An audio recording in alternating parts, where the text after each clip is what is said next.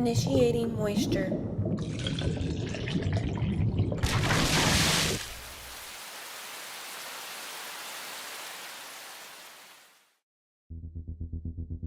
Welcome to Moistmeter.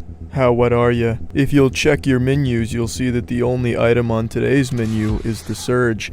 The ingredients consist of mainly Dark Souls with a hint of incompetence. However, the overall product is a pretty enjoyable dish, most comparable to a shrimp Alfredo, because the Alfredo is great, however the shrimp kind of brings it down a little bit. I'm a fan of shrimp, but shrimp to me just doesn't go very well in an Alfredo pasta dish, and that's kind of how I feel about this game without giving too much away right off the bat. Now this game was made by Deck 13, they're the people behind Lords of the Fallen a few years ago, which was their first attempt at a Dark Souls-like game.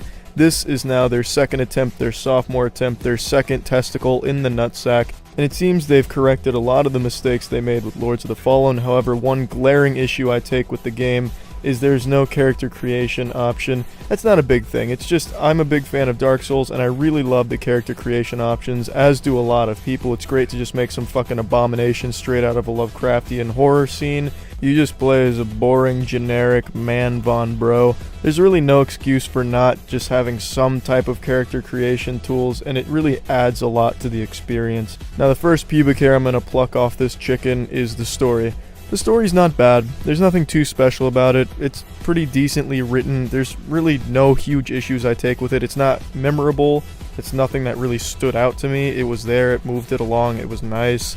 Voice acting was nothing too special either, but it wasn't bad, it was just, everything regarding story was just pretty mediocre. Finding the audio logs was pretty cool though, a lot of the audio logs were actually pretty interesting to me. But that was about it. Much like Dark Souls, you have to go out of your way for the interesting pieces of exposition, but the story is not bad on the surface, and the cutscenes look fucking great. The cutscenes were really, really pretty, as was pretty much everything in this game. Now, I was not a big fan of the enemies. The enemy design was pretty boring. Almost all the enemies were exactly the same. The bosses weren't too cool either, nothing crazy or off the walls, nothing like a dildo bot that you fought. It was just very bland enemies, as was the armor. The armor was incredibly stale and underwhelming. A lot of it just looked similar to the last piece of armor you got. Nothing really stood out. It was just kind of boring armor. Weapons, on the other hand, were fucking badass. A lot of the weapons were really cool in my opinion. However, it's just the armor fell short. It looked like Matt Damon's Elysium, except with a little more milk in the titty tanks. It just kind of looked like real steel with Hugh Jackman meeting Dark Souls. And that's not a bad thing. I really like the setting. I'm a big fan of the setting, and I thought a lot of the environments looked nice. Level design wasn't quite that good, not quite to the level of Dark Souls, but not bad. But what really shines with this game is the gameplay. It was really fresh and really unique. You could target specific parts of the enemy you're facing. You could go for the armored parts, which they take a lot less damage, but gives you the opportunity to cut the limb off with an execution move and take that part of their armor, get the schematic for it. Or you could go for an unarmored piece of the enemy and kill them a lot quicker, but without the chances of getting their schematics. I thought it was a great trade-off and a really interesting system that made you think and changed the way you play and approach different enemies. I fucking loved that. I thought that was really cool. Also, the crafting system was pretty nice, and as well as the implants that they had, I thought really just livened up the experience. It wasn't just a Dark Souls clone, it took the Dark Souls formula and built on it and added new things to it that I think really worked really well. It just never really got old. It was always fun, even just to fight the low henchmen, the grunts. You know, you target their left leg and you cut that shit off, and then all of a sudden you got a schematic for a brand new diamond butt plug. It was just fun. However, the game really did just leave a lot to be desired. There was a lot of potential wasted here. There's only 5 bosses in the entire game. Dark Souls had so many bosses, Neo had so many bosses, and that made it fun. The bosses were always a really fun and challenging but rewarding experience. In this game, there's only 5, which is just such a fucking letdown. And the henchmen never really make up for the lack of bosses. It'd be like having a tech deck finger skateboarder replace a real skateboarder at the X Games. Alright, so now we've got the chefs in the kitchen calculating the moisture content of this game, and we've clocked it at a 75%. The story is pretty cliche, the characters aren't very interesting, the setting is hit or miss, some people will like it, some people won't, but I think most people will agree that a lot of it looks pretty. A lot of the environments do get very samey and repetitive, just like the enemies. However, the gameplay makes up for most of its shortcomings. The implant system where you jack in a fucking floppy disk into your head to give you little bonuses, that's pretty fun, as well as the actual combat, which is just fucking superb. I don't think it's quite as crisp or as rewarding as Neo or the actual Souls series, but for fans of the Soulsborne type of games, I think that's what they're calling them, Soulsborne, fucking Seamanborn, I don't know what it's called these days, you're going to want to pick this game up because it does the formula really well as add some new things to it, leading to an overall fun experience. So yeah, that's it. Live moist or dry hard. Initiating moisture.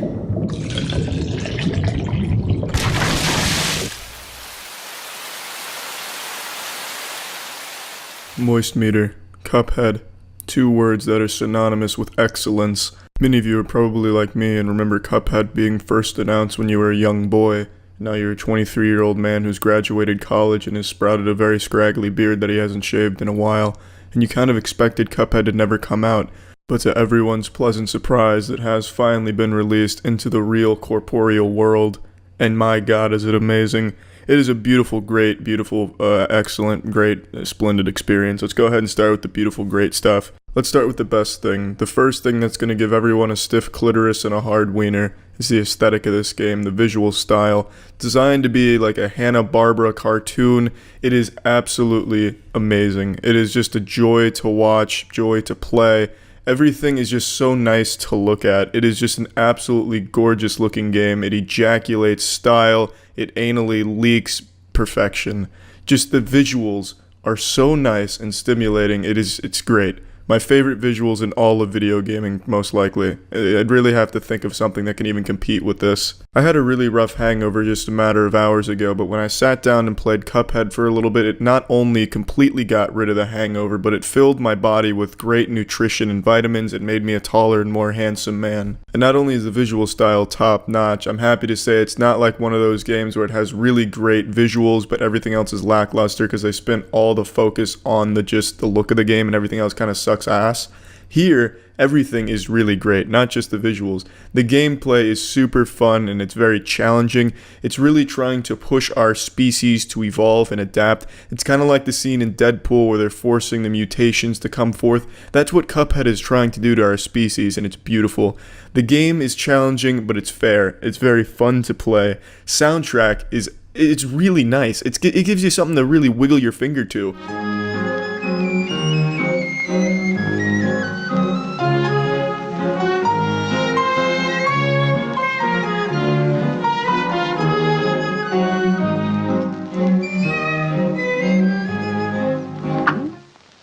It's just a great and fun soundtrack. The co-op is nice. It's not fully realized. It's just kind of a bare bones style co-op, which is fine because it's a nice thing to just kick back and play with a friend that's nearby. There's a story here that's obviously not the focal point, and it doesn't really play a huge role in anything. The game really revolves just around the bosses and just general gameplay.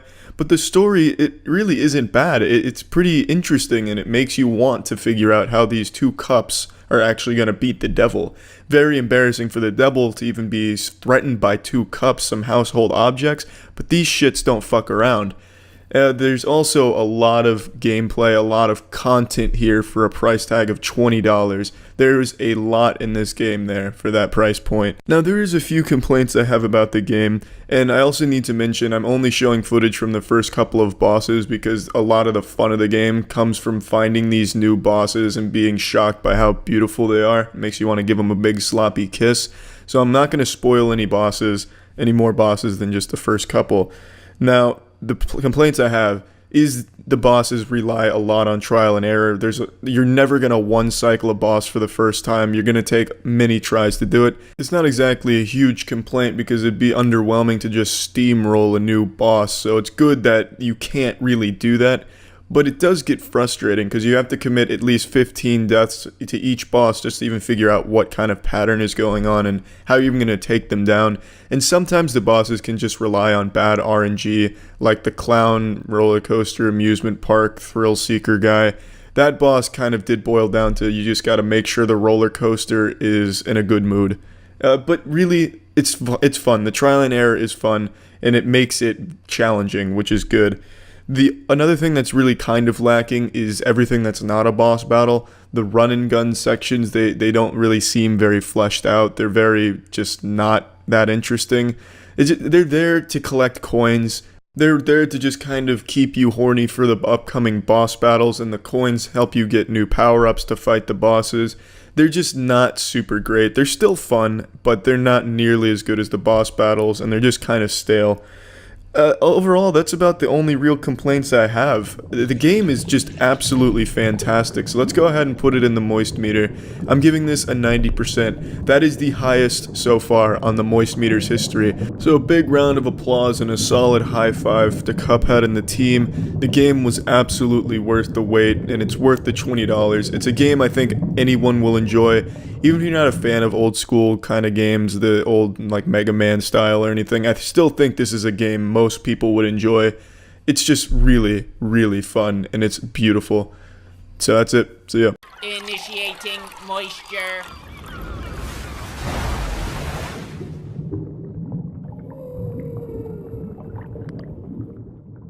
Welcome to the Moist Meter. Call of Duty is a franchise name that's been inducing vomit in the mouths of men and women everywhere for the better part of the last decade. The games they've been pumping out have just been absolute dog shit, truly atrocious. However, kids still very much enjoy them. They still send kids to bed with wet dreams with them imagining the next Call of Duty title, and then those parents of those children have nightmares about all the money they lose when it comes out. So they've been financially successful. They still do really well, so they keep pumping that shit out. I wasn't excited for the newest one, which is Black Ops 4, until I played the beta for its Battle Royale mode and was blown away. But how is the full release? Is the full release good? Is it worth it? Yeah, it's pretty fucking good. And the best part about Black Ops 4 is they just got rid of the campaign. Some brave hero, some brave warrior stood up in the Activision headquarters and said, you know what? Enough is enough. Our campaigns suck, asshole. Why are we doing this? No one likes them. And then they all applauded and said, you know what? Harrison's right. We're getting rid of this shit.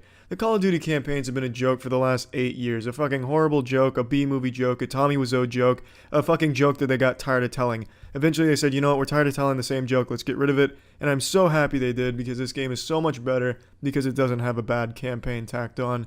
So Black Ops 4 only has the multiplayer game modes. It has Zombies, Battle Royale, which is the Blackout mode, and then the standard multiplayer everyone's used to. Zombies is great. They made some questionable decisions like removing Juggernaut, but overall, it's still a very good zombie experience that you've come to know and love from Treyarch.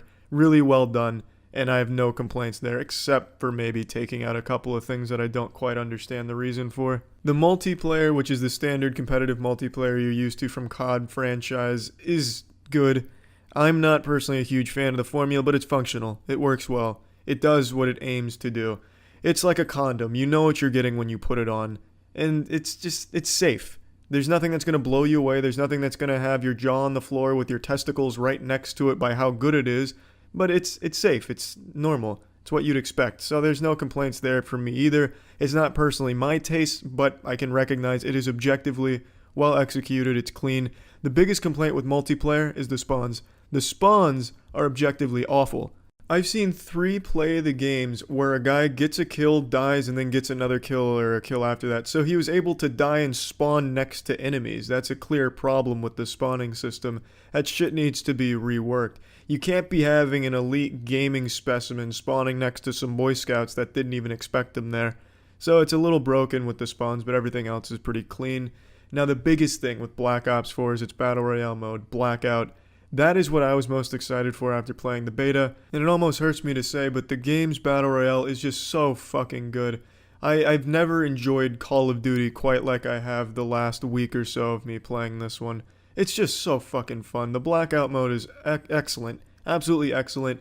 Now, let me talk about the problems I have with the mode, though, because there are some shortcomings.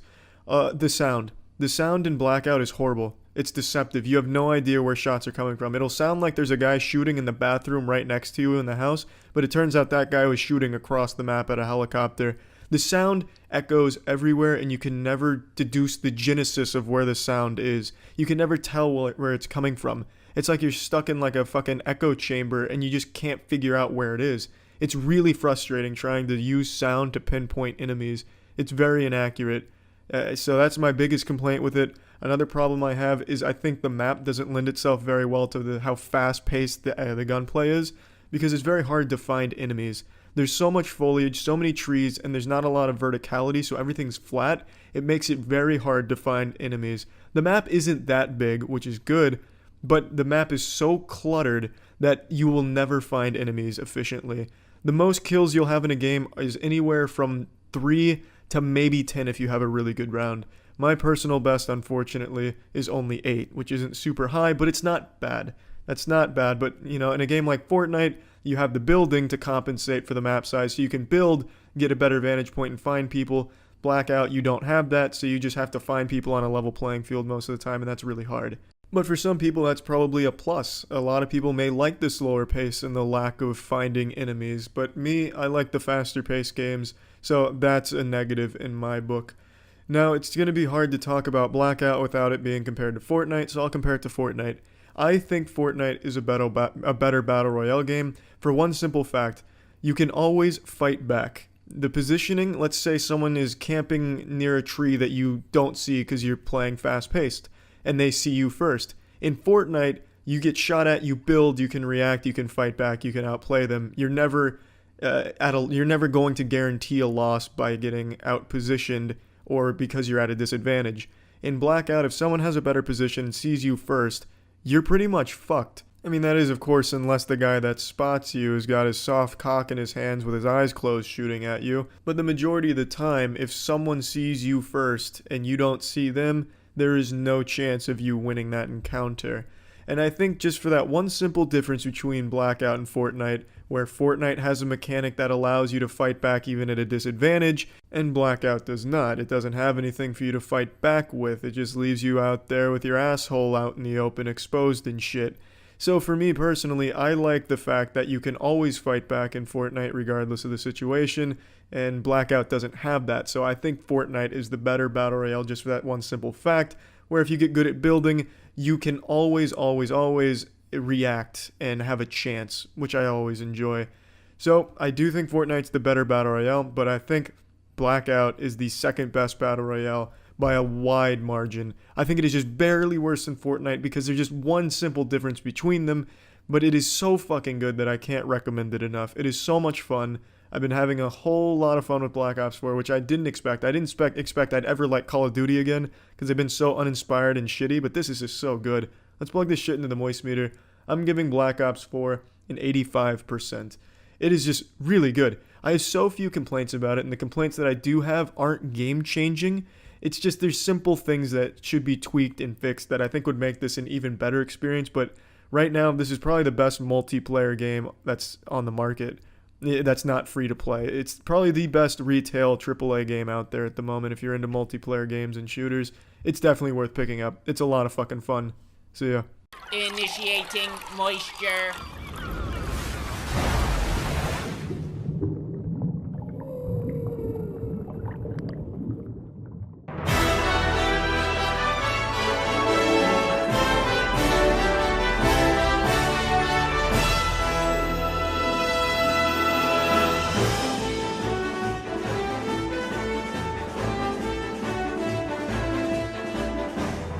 Welcome to the Moistcr1tikal. Today we're finally taking a look at the new Super Smash Bros. I know we're a little tardy to this party here. This shit's been out for like 10 days, which means everyone on the internet's pretty much forgetting about it by now.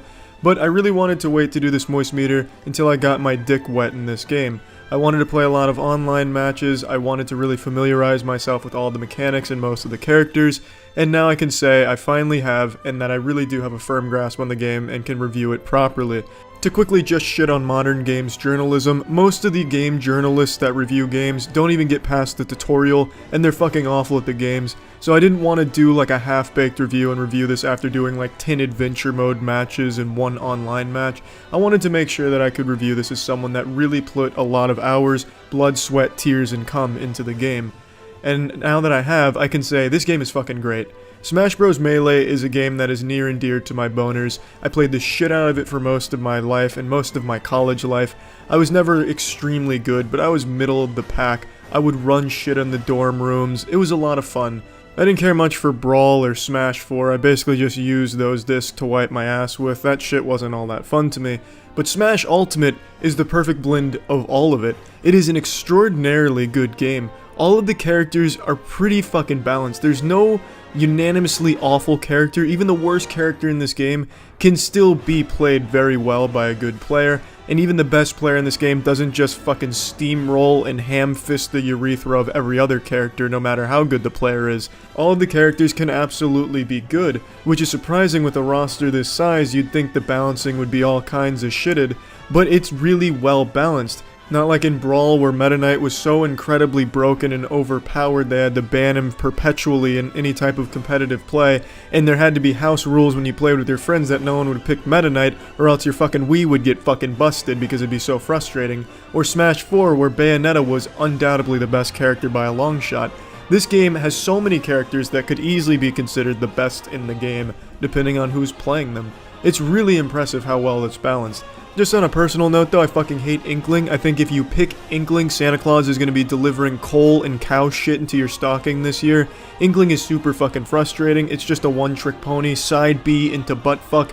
Can't stand that character. Wouldn't say it's broken, but it's really frustrating to play against. Fuck Inkling. Moving on though, this game has a really good campaign, story mode, the adventure mode. The adventure mode I thought would just be kind of tacked on and not very fun, but it's pretty fucking deep. They have a RPG-like system. They have spirits that you pick and choose from, catered to whatever character you're playing as or your play style, that enhance certain aspects. Some that will give you an item to start with, some will just straight improve stats, give you an extra jump. It's actually a pretty decent system. There's a skill tree as well. It's not too deep or anything. You're definitely not going to get overwhelmed with the choices or anything like that. It's not going to be like Path of Exile where you zoom out and then all of a sudden you puke because it's just so much shit there to take in at once. It's like a fucking Harry Potter's book worth of text to read about the skill tree and shit. The game's deep enough to keep it fun and fresh, and the adventure mode is extremely long. It's like a 24-hour campaign. Using Olimar and my broken spirit setup though, I was able to one-shot my way through most of the game, so it only took me, an expert gamer, approximately 16 or 17 hours I believe, start to finish. So I probably have the speedrun world record at the moment on the game. Just saying, I can't prove it yet. I don't have any scientific data to back it up, but I can say with a high degree of confidence I'm probably up in the top 5 of speedruns there. The story of the adventure mode is nothing to write home about. It's really bare bones. It's not anything impressive or anything like that, but I don't think anyone's buying Smash Bros to be blown away by a story. They want to just have some fucking fun with their friends and just smash like shit. And this game is perfect for that. You can get your fucking boys together, crack open a couple Budweisers on your forehead, snuggle up next to each other in some nice cozy pajamas, and just have a fucking blast playing Smash Bros. It's a really fun game. It's not as technical as Melee, I don't think, personally. But then again, I'm not a top tier player at this yet, so maybe there is more under the hood to this than I currently understand. My little reptile brain may not have been wrapped around everything the game has to offer yet. But so far, it doesn't seem as technical as Melee was, which isn't a complaint. It doesn't need to be. It's technical enough to be a big gap between a regular player and a very good player. There's a lot of competitiveness to this game, and it's a really good competitive fighter. Now let's move on to my only big complaints here, and it's the online. The online is trash. It's some filthy fucking anus. It is really poor. There's not a whole lot of options, and it's so primitive. Nintendo is stuck in like the late 90s with their multiplayer understanding. They just don't get it. This shit is an archaic fossil of multiplayer. You have to pay for it too, which is just an insult. They're just spitting in your face. It's 2018 when you have to pay for an online multiplayer service. It's a joke. I wouldn't be surprised if soon Nintendo requires you to downgrade the dial-up to use their services online. They make you type in a fucking friend code if you want to friend request someone without being in the same lobby. It's room codes instead of searching for specific rooms or a host or anything like that. It's just so baffling how out of touch they are with 2018 multiplayer. It's almost laughable if it wasn't so sad because the game's great and it really hampers the experience when trying to play online. Not only is it just primitively designed, but once you're in the game, the network can't really hold itself up super well, so you'll be landing in these really laggy rooms where you're going to go frame by frame like a PowerPoint slideshow when playing against somebody. It's just rough. The online is super rough. It could easily be fixed with a patch, I think. if they put some effort into it and maybe learn how multiplayer is done these days, instead of taking notes from a textbook they found in an Egyptian sarcophagus about multiplayer compatibility. Because if they could just fix that, this game would be everything Smash Bros. Needed to be. It has everything that most people wanted. A great cast of characters, more characters to come as well. It looks like they're going to be constantly updating it with balance changes already coming out. It's just a very, very good game. But the multiplayer just holds it, the online multiplayer, just holds it back so fucking much and is a huge shit stain on an otherwise nearly flawless product.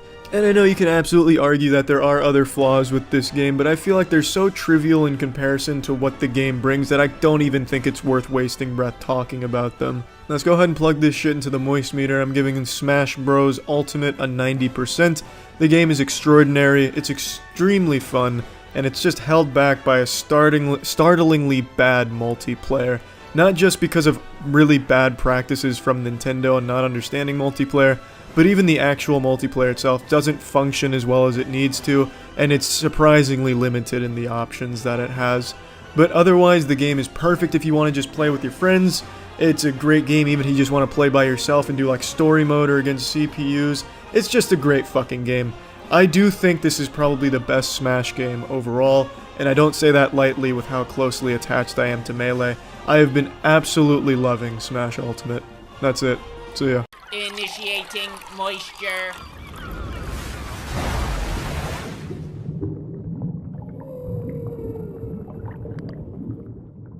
Welcome to the Moist Meter. When it comes to online reviewing of shit, it's basically a battle royale, except we're the undisputed unanimous winner of this battle royale. The Moist Meter is the king, the only one you can trust, and today we're turning our omniscient gaze towards Apex Legends. It's the newest condom tossed atop the pile of condoms known as the Battle Royale genre, and this one's made by a developer that I have a lot of respect for. This is made by Respawn of Titanfall fame in collaboration with EA. I don't know if EA helped. They might have just like farted in the office and called it a. I'm really not sure what role EA's played in it, but it's published through EA, who nobody likes, no one has respect for, me included, but I'm happy to say that it is a good Battle Royale game. At the time of recording this, I have 12 wins and about 15 hours worth of gameplay. I'm basically the fucking Shroud of Apex Legends, if Shroud didn't also play Apex Legends.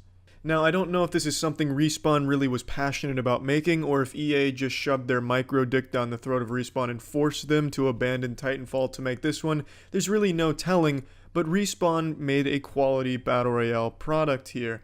And in this modern day and age, making a Battle Royale game that doesn't immediately eat shit and die within the first 3 hours of its launch is a fucking accomplishment in and of itself. That's a fucking 100 Gamerscore Xbox achievement right there. So the game does have legs to stand on, and I do think it has staying power. When I initially played this game on stream, twitch.tv/Moistcr1tikal, about the first 8 hours of it, I considered it a mediocre Battle Royale game, and honestly, it was very much like a free-to-play Blackout, which is Black Ops 4's Battle Royale mode. But as I played more, I'm up to about 15-16 hours worth of playtime on it. As I played more and really understood the mechanics more, I see that it's more than a mediocre game. It is a fucking good game, though it is still very much like Blackout. I stand by that assessment, but it is a better Battle Royale than Blackout. The gunplay is tight, albeit at times seems a bit inconsistent with what it considers a hit, also with what damage does what. Sometimes you'll point blank someone with a shotgun and it'll do 7 damage just off the top, like you just fucking flicked a booger at them. Other times you'll shoot them in the foot and it does 200 damage with the same weapon. It does seem inconsistent with what hits and for what damage, but overall it is very tight and responsive. It's a very rewarding style of play. If you're very aggressive, then you have some classes that can help complement that, like the Pathfinder is very good for some verticality and speed. The Wraith is also very good for some tactical plays to get behind them, use portals and shit. It's a really versatile game using these different classes that all have different abilities. The abilities are kind of similar to, I don't want to say Overwatch shit because it's not even close, but there are abilities here, like in some hero shooters, that really do change the playstyle for each class. One thing that works for one class will not work for another, and it's really nice to figure out what's best suited for your playstyle. You also are forced into 3-man teams, which has its ups and downs. I would like a solo option, but having a 3-man team is nice with the classes because then you can have a nice team comp that complements each other really well and synergizes well. It also has two unique mechanics that solve a lot of problems in Battle Royale games. The biggest one, the one that I'm a huge fan of that Apex Legends does, is the pinging system. The pinging system allows you to mark an enemy, mark a location you think you guys should go, mark an item you think your team might want, mark where you think a good bush to take a piss behind is. It's a system that allows you to communicate with your team if you don't have a mic, and it's also showing exactly where you want them to look instead of just giving a vague assessment when you're with your boys on Discord like, hey, there's a man eating a chocolate bar right behind that barrel on the left side, and then everyone's fucking confused because what barrel are you talking about? Here, you ping it and they can see the ping and know exactly what you're talking about. It is a great system that I think every Battle Royale needs going forward. It is a game changer. Another great system it has is they have a respawn mechanic, and it's a really well thought out one. When you die, you go down. If you get killed while down, you leave behind a banner that your team has a little over a minute to claim. If they claim that banner, they can take it to a respawn location and they can revive you. It takes a couple of seconds for that to go through, so you're out in the open in this respawn point, and they can another team can take you out, but if no one does or you outfight them, you can get a teammate back. And it's a really great system if you had an unlucky drop and you get fucked in the ass because someone got a better drop than you. And you can just come back if your team's carrying and it's good to go. It is a great system. Both those two systems are beautiful and really, really work well in this game. Now let's get to some shortcomings in the game. Some of the weapons are just utterly fucking useless, just absolute unmitigated garbage. It's weapons that you should never pick up at any stage of the game. If you were fucking starving in the desert, you came across the Mozambique and you could break it apart for water, just don't even fucking do it. These weapons, such as the Mozambique, do no damage at any range and are just completely fucking useless, and you're better off using your fist or spitting on the enemy. Some weapons are just genuinely awful, absolutely awful, and you're better off not touching them. So I think some weapons need some buffs. I don't really think there's any weapons that are too strong at the moment, except for maybe the Mastiff, but that's a legendary, so it should be pretty rewarding to get. But there are just some weapons that you would never, ever, ever want to pick up. The Alternator, the Mozambique are the two big ones I can think of off the top of my head. And there's also some classes that lag behind the others, some that are just significantly less useful in any composition, such as Caustic. Caustic is a joke. Caustic is a character that's built around gas and gas traps. So his gas traps fucking suck. He just plants a giant water balloon of fart fumes, and it goes off and does literally 1 damage. It poisons them for 1 damage. It's useless. I guess you can use it for tagging enemies, but it's really easy to avoid. It's not a huge area. It's just fundamentally awful for tagging and for also doing damage. The only use that Caustic's traps have is to slow down the enemy by making them laugh. You plant a trap, the enemy team sees it, they stop for a minute to giggle because they know you're a fucking idiot for choosing Caustic. His ult is a giant area of effect gas bomb that all the times I've used it, and I've used it about 10 times now, the most damage I've gotten out of it is 7. It ticks from 1 up to 7, and it's so fucking laughable that I just wanted to quit the game the second I threw it each time.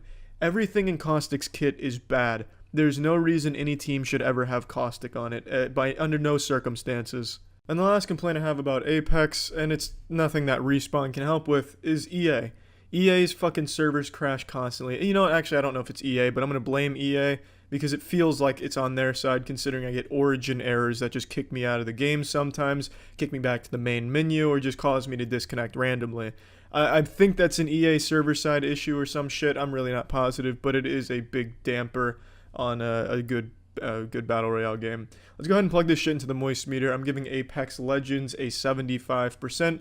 I really do think this is one of the best Battle Royale games out at the moment. It is extremely well done, and in 2019, it's something to celebrate that a game comes out and it actually fucking works for the most part. This game runs very well, works very well, and it's a very well-made game, which is rare in this day and age where everything's fucking early access beta. This is a full-release Battle Royale, and it feels like it. It really feels like it. It is a good game, very, very much worth playing if you're a fan of the genre. That's it. See ya. Initiating moisture.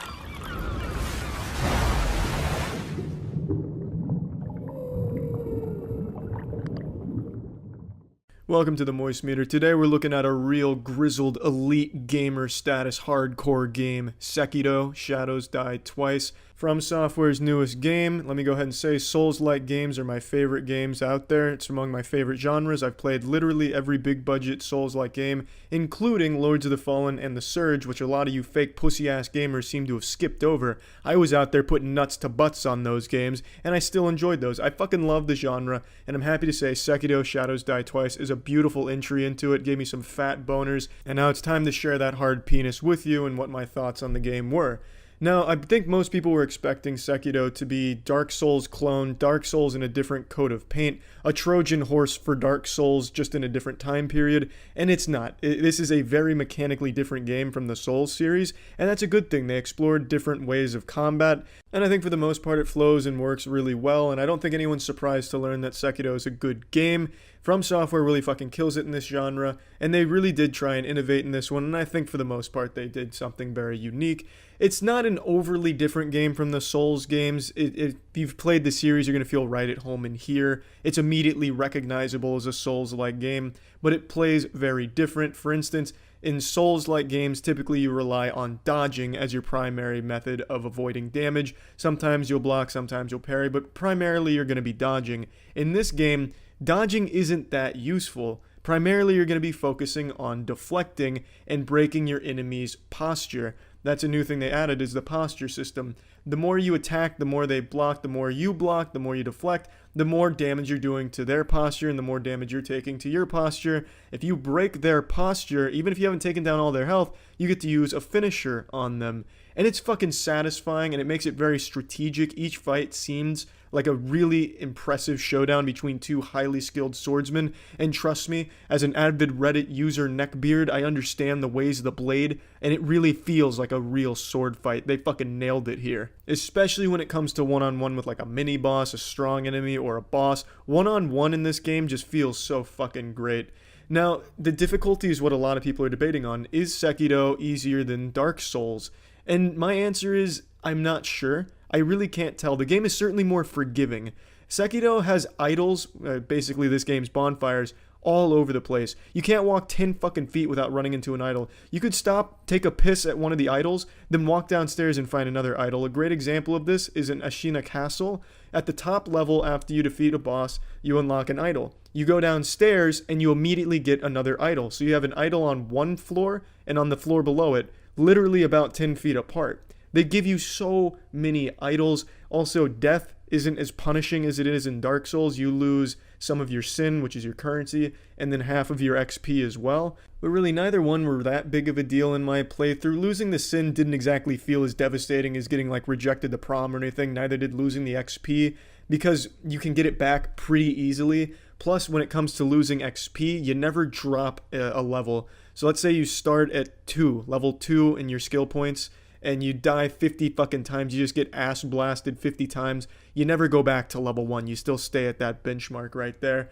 So death, I think, is a little more forgiving in this than the Soul series, where you lose all your souls and you get kind of fucked hard sometimes. This one, you never really feel like you're getting face fucked by death. You can kind of just keep charging at it. If you, let's say you spend all your sin, you can kind of just keep charging at a hard enemy or a hard horde and just fucking meatballing your way through. Just fucking keep dying, just keep wet noodling it and never have to worry about it, because it's not that big of an issue. The only thing is, if you do die, you have an option of resurrecting, and the resurrection causes dragon rot, which will lower your unseen aid, which is another mechanic in the game, and also inflict your NPCs with what's called dragon rot, which makes some quest lines inaccessible.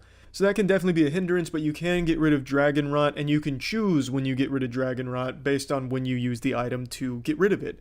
I think all of these mechanics work really well, but overall make it a more forgiving Souls-like game. For some people that's a positive, for others it's a negative. For me, I was neutral on it because it's still just a fun fucking game. Now, one thing I really have to critique on the game is the camera. The camera betrayed me more times than I can fucking count, especially indoors. Indoors in an enclosed space, sometimes it'll just take the lock off of the enemy and it'll throw itself into like a goddamn toilet somewhere, just get lost in the shitter. You can't see anything and you just get absolutely clobbered, and by no fault of your own, just some spotty camera shit. And I also don't really like Sekido's approach to difficulty in some circumstances. In some boss encounters and mini-boss encounters, the way they make it hard sometimes isn't because it's a hard enemy, it's they'll throw multiple enemies in addition to that enemy at you, so they'll just try and overwhelm you with numbers, and then it becomes a huge challenge. I think that's a really lazy way of making a boss or mini-boss challenging. I prefer if his combo strings or moves were just better designed and to make it a more mechanically challenging boss instead of, holy shit, I'm just getting hazed in the football team's locker room here by all of these enemies. I just don't like that approach all that much. Also, in the game, you get a robo-arm, a prosthetic arm, which comes with a lot of different attachments, like a fucking flamethrower, things like that. I think all of the prosthetics were very, very situational, to the point where you'd almost never use them, and you'd always just forget that you even had them. I don't think the prosthetics ever really had a strong purpose, at least in my initial playthrough. New Game Plus, I find myself using it a bit more. That's another thing, New Game Plus is extremely easy. I expected it to be harder, not a complaint, just saying. But the prosthetics never really solidify themselves as a valid thing to use against any enemies of any kind. Sometimes, like with the finger whistle prosthetic, you can plan out a strategic attack, and I could see the use in that. But in terms of combat, I don't think you will ever use a prosthetic for more than like breaking a shield or something with the axe, or just very briefly stunning the boss with the firecracker so you can get one cheap shot in on him or break up his combo. Also, in addition to that, there's a couple skill trees that are totally fucking worthless as well. The martial arts tree serves genuinely no purpose at all. It doesn't really increase the duration of your consumables by much, maybe like 2 or 3 seconds from what I've seen. And also it doesn't increase your sin gain by that much. And all of the offensive moves in the martial arts tree you should never ever get. It's a huge waste of your skill points. I have seen no reason to ever use anything from the martial arts tree. And the last complaint I have about the game is the hook shot. I don't exactly know how else to explain it. The thing that you latch onto roofs and you swing towards them, to put it for all of you non-Sekido veterans out there. That lock-on is very all over the place and inconsistent. Sometimes you're like right underneath the thing that you want to grapple onto, and it will not pick it up. It seems like it works when it wants to work, and sometimes it just fucking falls asleep and won't work at all. I swear that shit just made me so soft sometimes. But anyway, let me plug this shit into the moist meter. I'm giving Sekiro Shadows Die Twice an 85%. I think the game is spectacular. I fucking loved it start to finish. Also, the final boss, I think, is a huge, huge piece of shit. The final boss is the hardest boss in any Souls-like game I have ever played. And I beat the shit out of every Souls-like game, and I never struggled as much as I did on the final boss. You have to fucking fight 4 different phases with full health bars, and the third phase and fourth phase of the final boss, I think, are just genuinely unfair to a certain degree. I had to cheese it to beat him, and I'm embarrassed to say that because I've never had to resort to using any type of cheese on any boss in any of the Souls-like games, but in this one, I unfortunately did. I haven't gotten back to him in New Game Plus yet. I'm taking my time and exploring again, and this time I feel like I can probably get him, but still, that boss is fucking brutal. Now, I'm always asked to tier list put the Souls-like series in order from best to worst. So I'll give you my tier list for the Souls-like games. Number 1, Nioh. Nioh's my favorite Souls-like. Second place, Dark Souls 1. Third place, Bloodborne. Fourth place, Sekiro. And then fifth place, Dark Souls 3. Sixth place, The Surge. Seventh place, Dark Souls 2. Eighth place, Demon Souls. And then ninth place, Lords of the Fallen. That is my Souls-like tier list, and that's about it. So yeah. Initiating moisture.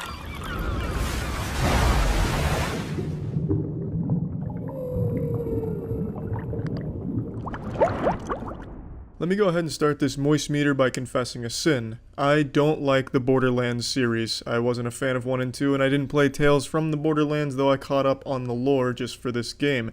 That being said, Borderlands 3 is pretty fucking good. Now, when I say I don't like the Borderlands series, it's not for lack of getting into it. I beat those games extensively. I beat the shit out of them, up and down, top to bottom. I fucked it in the ass and beat the DLCs as well. I put a lot of hours into the game, but it wasn't because I enjoyed the journey or the game as a whole. It was kind of Stockholm Syndrome and the only game out at the time that my friends and I could casually play together. And I'm happy to say that element's still here. It's still great to play with friends, and I see everyone talk about that when it comes to Borderlands. Oh, it's so fucking fun with your friends. It's so much better with friends. Yeah, they're not wrong, it is. And you know what else is? Literally anything else in the world. Anything is better if you have a group of friends together. If you have a good group, you could watch fucking dog shit get rained on in your backyard and have fun together. You could make even playing the most boring game fun, like 2009 Football Manager Turbo Arcade Edition could be fun if you have a good group of friends playing it. That's not exactly a selling point to a game in my opinion, saying it's fun with friends, because everything is. The game still needs to be fun on its own, which Borderlands 3 is. It's a very well-made game, top to bottom. The gunplay is satisfying, rewarding, the build diversity is fun, the gun diversity is nice. I think it's a lot better than previous entries where most of the guns just felt like carbon copies with only arbitrary differences between them. Just super trivial shit where there'll be one extra bullet in this gun and also 1 point difference between this and the model you just dropped for it. Whereas in Borderlands 3, shit at least feels pretty impactful. It feels much different than what you just traded for.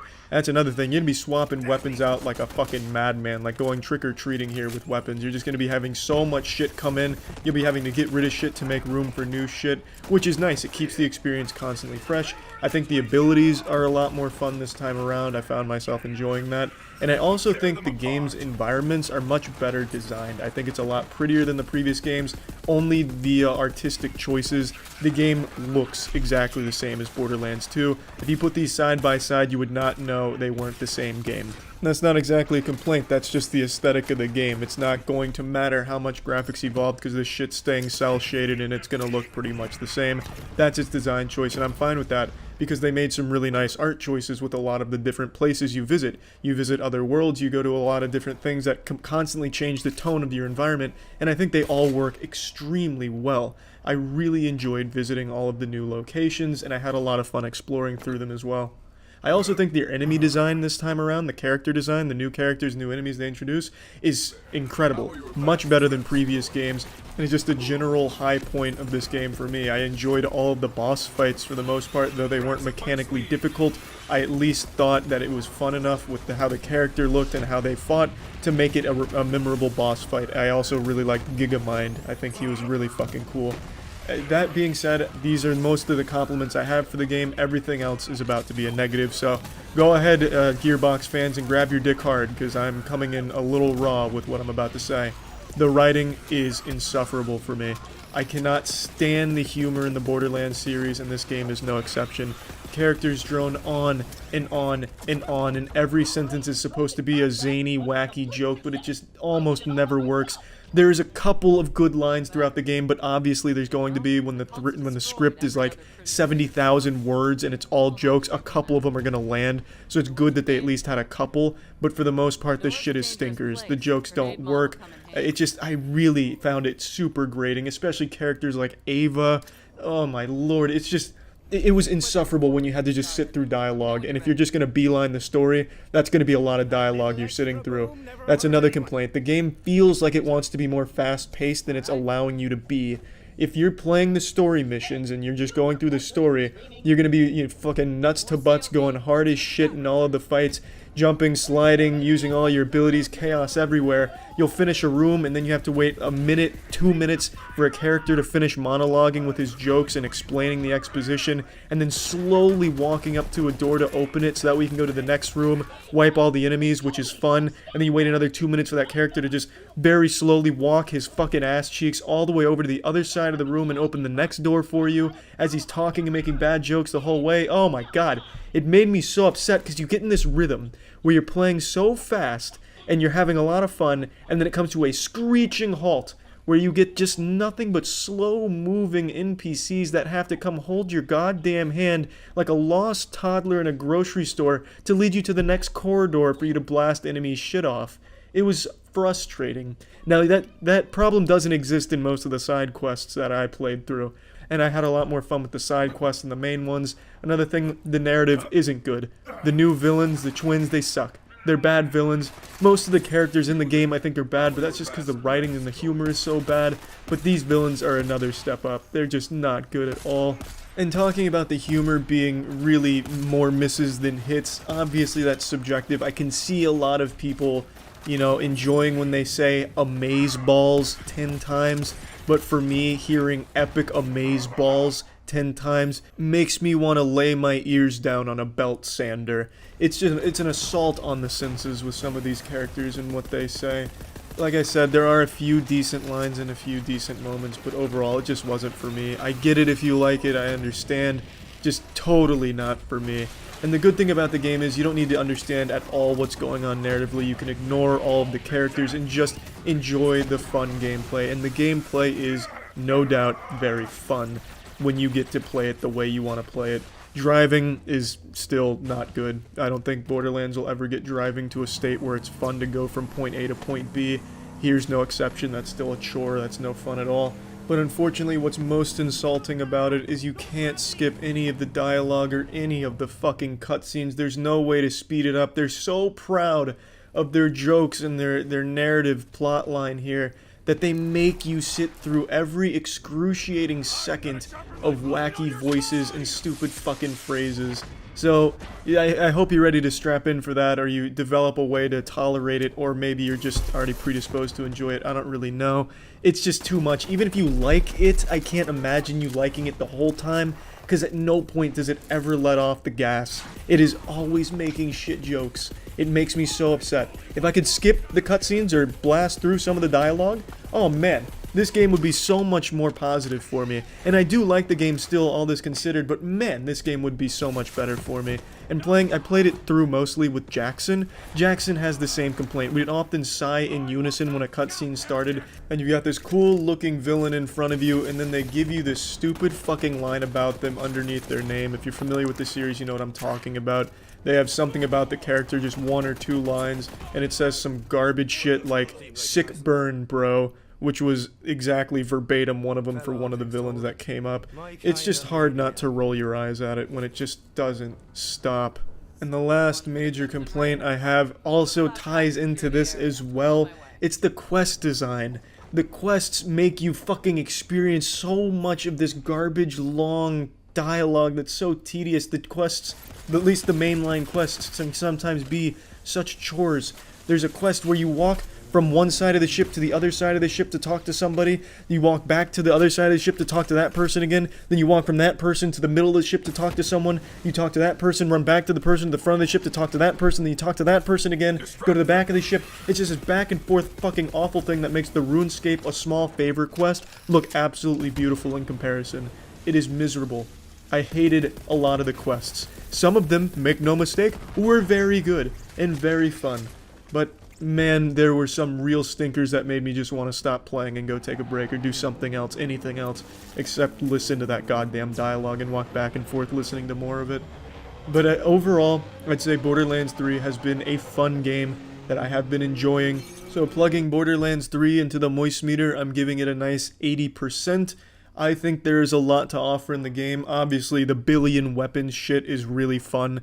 It's never not satisfying to kill a boss and then he just explodes in this bukkake of colors that have all kinds of weapons, class mods, grenades. It's just a lot of fun. And there's a lot of different and really cool perks and stuff that go on, different shit. And I just really find there to be a lot offered by Borderlands 3. So that's about it. See ya. Initiating moisture.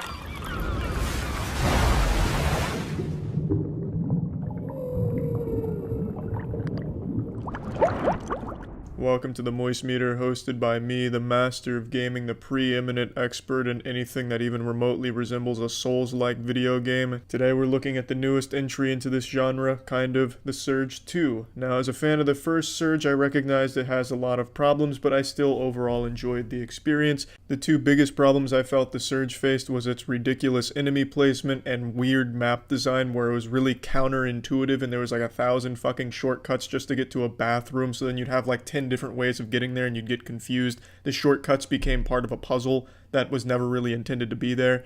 And I'm happy to say the Surge 2 improves in both of these areas, more so on the enemy placement. Like in the first game, they'd stack 50 enemies behind this box that would jump out and fuck you in the ass before you had any chance of knowing they were there. So a lot of the deaths felt like it wasn't your fault, but more just bad enemy placement. Because, like I said, they'd pop out of this birthday cake like strippers you weren't expecting, and they were all over the place, just fucking gangbanging you. And it was just really lackluster. The Surge 2 doesn't have this problem. The enemy placement is a lot better, I feel. However, I feel a lot of the maps are still confusing in their design. For example, early on, Brother Johnny, when you're navigating Port Nixon, just this corrosive swampland of stink, it's really hard to get a feel for it. It takes 4 or 5 times going through it before you finally figure out where things are, which is really frustrating because if you die somewhere in Port Nixon, trying to get back to it is just an absolute chore. You feel like a blind man feeling his way around the area because all of these corridors are so tight and genuinely identical in terms of what enemies are there and how they even look. So where you feel like you visited before could be entirely different and lead you somewhere else entirely. There are just so many nooks and crannies of these areas that it's so easy to get lost in. And again, there's a lot of shortcuts, which does help. And they cut back on the shortcuts this time so they actually feel meaningful and you can actually remember where they are, which is nice. But even still, the map design, I think, leads to a lot of confusion. But lackluster map design aside, I think the maps look very nice. I think it's a technical upgrade from the first one across the board. And I really feel like it's mainly just overall a much better experience than the first Surge, especially in terms of the weapons. I was finding weapons left and right that I had a lot of fun with. There's more weapon varieties. There's a whole lot of new fun finishers, of course, that are always satisfying to execute. Get a lot of parts, get a lot of weapons, and you're always constantly switching things out, trying new things out. See what really fits your playstyle. If you want something fast, have like fucking Valkyrie claws, go full Wolverine style on them like a fucking feral animal. You can do the hammer approach, which I gravitated towards early on in the game. And it never stops being satisfying, chopping through all of these mobs of enemies on your way to a boss or on your way to explore or find new things. It's just, the combat, I feel, is just a lot of fun. It's a little clunky at times, and yes, there's a lot of bugs. Sometimes you'll go for a finisher on them, and they'll fall through the map, and all of a sudden you're fucking doing your finisher on the dude's ghost, which isn't a game-breaking experience or anything. I also really like the crafting and upgrade system. I find that to be entirely unique in the genre, that I just have a lot of fun chopping off certain body parts. You know, you target the right arm, get a nice weapon. I really enjoy that, collect more of the right arms of that gear, level things up. I really like the way they approach the crafting and upgrading. I think it just leads to a lot of fun, and it makes you want to go out and kill a bunch of enemies instead of run by them in a speed run. I also really like their approach to bosses. I think some of the bosses are pretty uninspired and kind of lazy. There's not a whole lot of cool mechanics to them. It's kind of just do the same tactics you've been doing the whole game, but now on someone with more health, which isn't the greatest, but the bosses at least look cool for the most part. But what I really like when it comes to bosses is you can approach the boss in a different way and do a challenge kill on it to get a different weapon, an improved weapon. In most cases, they're not overly great, but it is still always rewarding to pull off the challenge and get that special weapon for killing the boss in that way. And I think that is just a really cool game design. As far as story and narrative go, you're probably not going to be paying too much attention to it. I found myself zoning out through a lot of it. I don't think it's necessarily bad. I don't think it's really good either. But it's there if you definitely want some lore to dive into. I find some of the side characters scattered throughout the world pretty interesting though. There's a nice little nightclub with a DJ in the middle, and then there's a dude striking a superhero pose over to the side by the bar. You can talk to him and he tells you a little story about being like a superhero actor type dude. And I think that shit's kind of cute. But as far as lore and overarching narrative go, I don't think there's anything too innovative or inspired in the storytelling. It's mainly just there to get you point A to point B to fight some cool shit, find some cool shit, and just unleash cool shit. And in a game like this, I think the most important thing that needs to be right is the gameplay, and it really is here. It's extremely satisfying, it never gets old, it's always fun. There's a lot of different ways you can build your character with the implants that give you different perks and abilities, and you also have the gear that comes with bonuses and partial bonuses.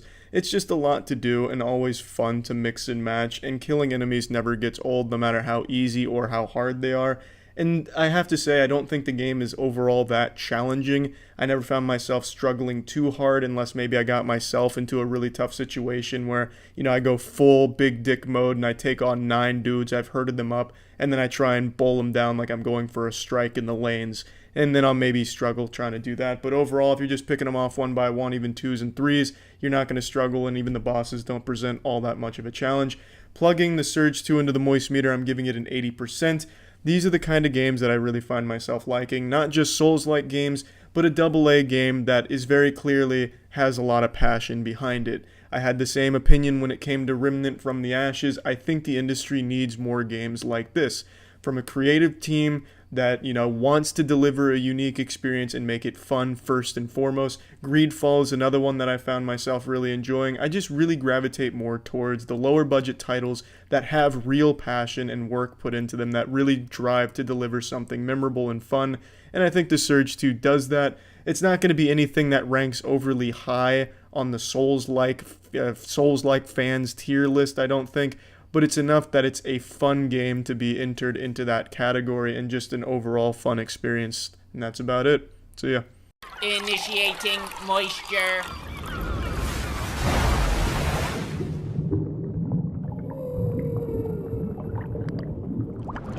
Welcome to the Moist Meter. Today we're looking at Code Vein, otherwise known as Anime Souls, Weeb Souls, Waifu Souls. It has many different titles, but one thing it definitely is a very, very anime Dark Souls inspired game.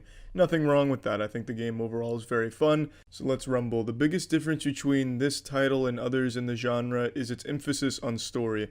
Most games that fall into this really put not much focus on a story. Yeah, they're there, and they're definitely good if you go out of your way to find the story elements, but this one is much more about a narrative that you follow, meeting characters developing, solving mysteries, and it's a lot of fun. Even though oftentimes it's extremely cheesy, it's not a bad thing, but this is genuinely some of the most anime shit I have ever seen in my life. There's a main character named Yakumo, and every time he even so much as hears a fart, he goes into this long monologue about what his friends mean to him. I shit you not, there's a scene where he takes out an onigiri, takes a bite of it, and then says, "Oh, I see you saw me eat an onigiri. Well, I'm not exactly hungry, but it reminds me of my friends. My friends and I used to love eating these together, and there's not a goddamn thing on this planet I wouldn't do for my friends. I'd go to hell and back for my friends, then back to hell if they wanted me to. I'd stay in hell and jerk off in hell if my friends wanted me to. My friends mean everything to me. Friendship. The power of friendship."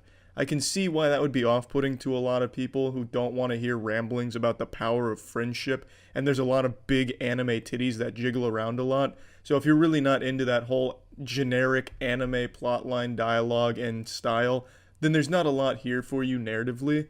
But if you don't mind the cheesiness and you don't mind some really lackluster voice acting in a lot of points in this game, it's a lot of fun. I think the story's well written and it's interesting and it keeps you invested in the characters. But you can skip the dialogue, you can skip the whole story if you want to, just kind of mash start through it like you're watching a RuneScape cutscene, you're just fucking hammering space to get through it. And that's fine, because the gameplay is very fun, so if you really just care about good Souls-like gameplay, Code Vein offers that for sure. There's a decent amount of build diversity, but they all kind of boil down to 3 main weapons and 3 main ways of playing. There's a bayonet, which allows you to shoot, and it's best for casting. There's giant 2-handed swords and hammers, which is good if you want to do some strength stuff. And then there's one-handed weapons as well if you're going for more of dexterity-based, dodging around-based shit. When it comes to actually fighting enemies, the combat itself isn't that deep, and most of the abilities kind of function in the same manner. Though there are obvious differences between them, you'll kind of find yourself using the same 3 abilities depending on what kind of build you want to do.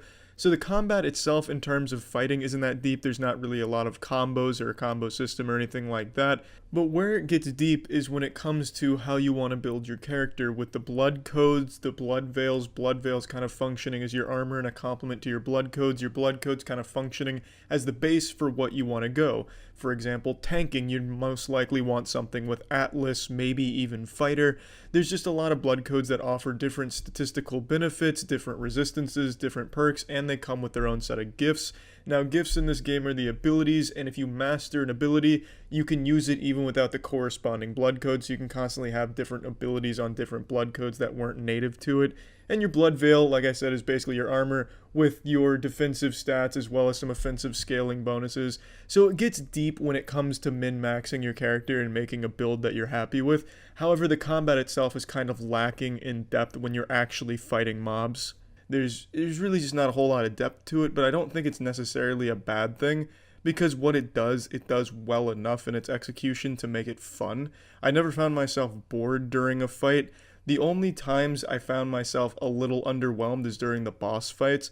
because these bosses have no mechanical depth to them whatsoever. You could give the controller to your dog and just have your dog hammer on it and probably beat one of the bosses. The bosses aren't overly different from just a normal enemy. They have basically the same 3-attack move chain, they have a teleport slash, and that's about it. They just have more health. They have about as much mechanical depth as fighting a RuneScape goblin in Lumbridge. I just don't understand why, in a game that has stakes as high as this does narratively, they'd have the bosses be so forgettable. There's never a time where you're struggling against a boss because you have a companion with you at all times, and the companions are way too strong. I'd recommend playing this game without companions if you want an actual difficult experience, because with companions, this is the easiest Souls-like game that's ever been made by a mile. And that's not bad, because mainly I think the game puts a bigger emphasis on its story than its challenge, but if you are looking for a challenge, turn that off. But the point I'm making with the bosses is, it's just like fighting a normal enemy in the wild. It's just not very fun. In the boss design, I think they're aesthetically cool, I think they look nice, but I would at least like their attacks and the battle itself to have a little more depth than just dodge 3 times, slap in the back 3 times, then they're staggered, they go down on one knee like they're praying, and then you just fucking hammer them and take their lunch money and poke them in the ass with your sword. It's just the same thing repeated all the way up until the last boss. The last boss is the only one that even has a second phase. It's just really underwhelming with the bosses. And that also extends to its common enemies as well, because there's really only 4 enemies in this entire game that are repeated throughout the entire 15-hour journey. No matter what zone you visit, the zones look nice and they're environmentally different and fun looking, but all of the enemies in there are the same 4 enemies you've been fighting since the tutorial, just recolored. And that's so stupid. I hate that. I like when the games keep enemy variety fresh, so that way you're constantly having to change up how you attack a battle and, get by an encounter. Here, it's always the same enemies in every zone, dropped in groups of 2 that are just kind of planted right in front of you with no care to enemy placement whatsoever, and you just fucking slash through them. There's more variety in Tetris blocks than there are in enemies in this 15-hour adventure. It's just really upsetting to just keep fighting the same enemies over and over and over again. I was really hoping that would evolve, but it doesn't.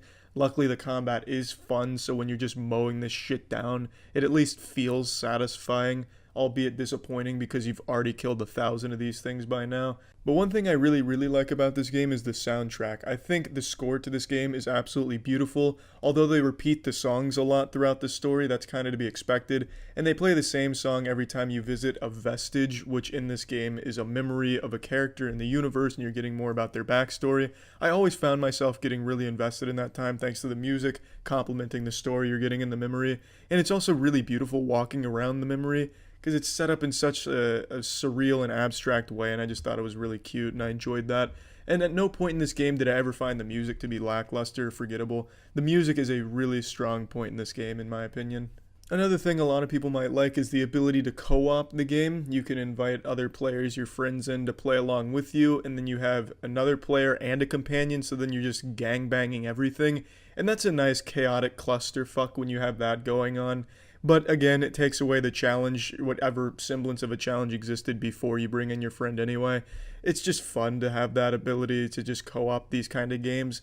Now, while I think the game is pretty flawed on a technical level and there's a lot of things I feel it definitely could have done better, I really did find myself enjoying the game a lot. I really enjoyed the charm of the characters in the universe and the story. I loved the unapologetically anime storyline and writing and just feel of the game as a whole. And like I said, the combat never got tiresome. I did try and switch around builds a few times, although I always settled on going back to just a giant two-handed approach. It just seemed like the most efficient way.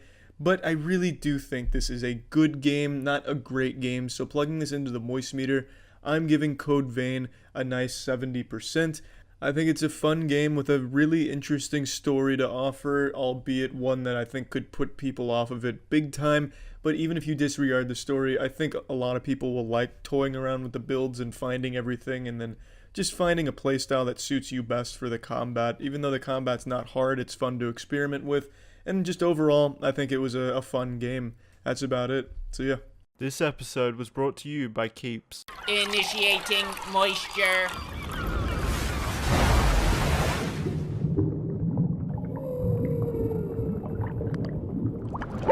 Welcome to the Moist Meter. Today we're looking at Dragon Ball Z Kakarot. This is the latest Dragon Ball Z game, and like almost every other Dragon Ball Z game before it, you play through the story of Dragon Ball Z from start to finish. However, Dragon Ball Z Kakarot is far more in-depth and has significantly more fan service than any of the other ones, which is great. They're bringing back characters that I guarantee no one in the world remembers ever existed in the universe in the first place. Not even Akira Toriyama would recognize half the fucking cast and crew here. They'll have like a side quest given to you by the baker who appeared in a single scene during a flashback of episode 8 in the original Dragon Ball series from the 80s. It's crazy the kind of characters they brought in here, and it's really heartwarming to see a lot of them brought back. But I don't think their side quests they give you are all that enjoyable. Most of them are just fetch quests. Hey Goku, it's good to see you after 40 years. Can you find me some fresh deer meat, 3 tissue boxes, and a lawnmower? I'm working on a new invention. Just the quests themselves aren't very fun from a gameplay perspective, but it's really cute to do them and then get that character's soul emblem, which is basically like a little trading card with the character's face on it, a little token with their face on it. I'll get into that in a minute. The soul emblem mechanic in the community board I think is a really cool, interesting mechanic they brought in. But yeah, it's not just bringing in fan service characters, they bring in literally every element from Dragon Ball Z's main story arcs. Even the filler episodes such as Goku and Piccolo driving, it's here. It is a really deep dive through the entire arcs with all of the fat trimmed off it. It's a really nice summary of everything, and it's really enjoyable to just sit through and rewatch it again, kind of. Like, even just not playing the game, watching it is a lot of fun, because you get all of the same story elements, all of the same cheesy dialogue, cheesy writing, and power-ups and shit. You know, I was so fucking invested in this. By the time I was able to gather the 7 Dragon Balls in the open world, I damn near made a wish myself for extra inches to my height. I just got so invested in the story and the game. It was cute. I felt like a little kid again going through all this nostalgia shit. And I will say, if you're not a fan of Dragon Ball Z, I don't think there's a whole lot here for you in terms of the story and everything. Most people are just going to find it overly cheesy and just silly. But for fans of the series, it's exactly what you want from a Dragon Ball Z story. It covers everything, it doesn't leave anything out except for a couple of trivial things and a couple of small changes.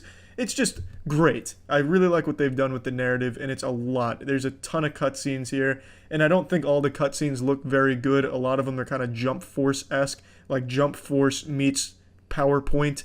It's just very still image shit, which is a little underwhelming, but it's fun. I do enjoy it. Like, come on, how can you not love these fucking grown men constantly trying to make each other angry to power themselves up? Like, Goku, you're not angry enough, get angrier. Come on, Gohan, that's not nearly angry enough. You fucking kidding me? You look like a pussy out there, not angry. Think about that time you saw an opinion on Twitter you didn't agree with. Remember how mad you were then? Get that mad now to defeat Cell. Come on. It's fucking awesome. It's so great. And that's definitely my favorite part, is just reliving all of the Dragon Ball Z nostalgia, because I haven't seen all of the arcs since I was fucking 11 years old now. It's been a long time, and it was a really nice refresher on all of it.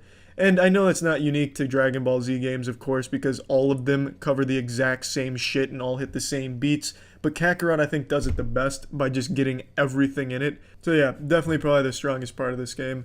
The gameplay, I don't think, is anything overly different from what you're used to from Dragon Ball fighting games, except for Fighter Z, of course. It's exactly what you're expecting. A lot of spamming B, timing, dodging, instant transmission behind someone.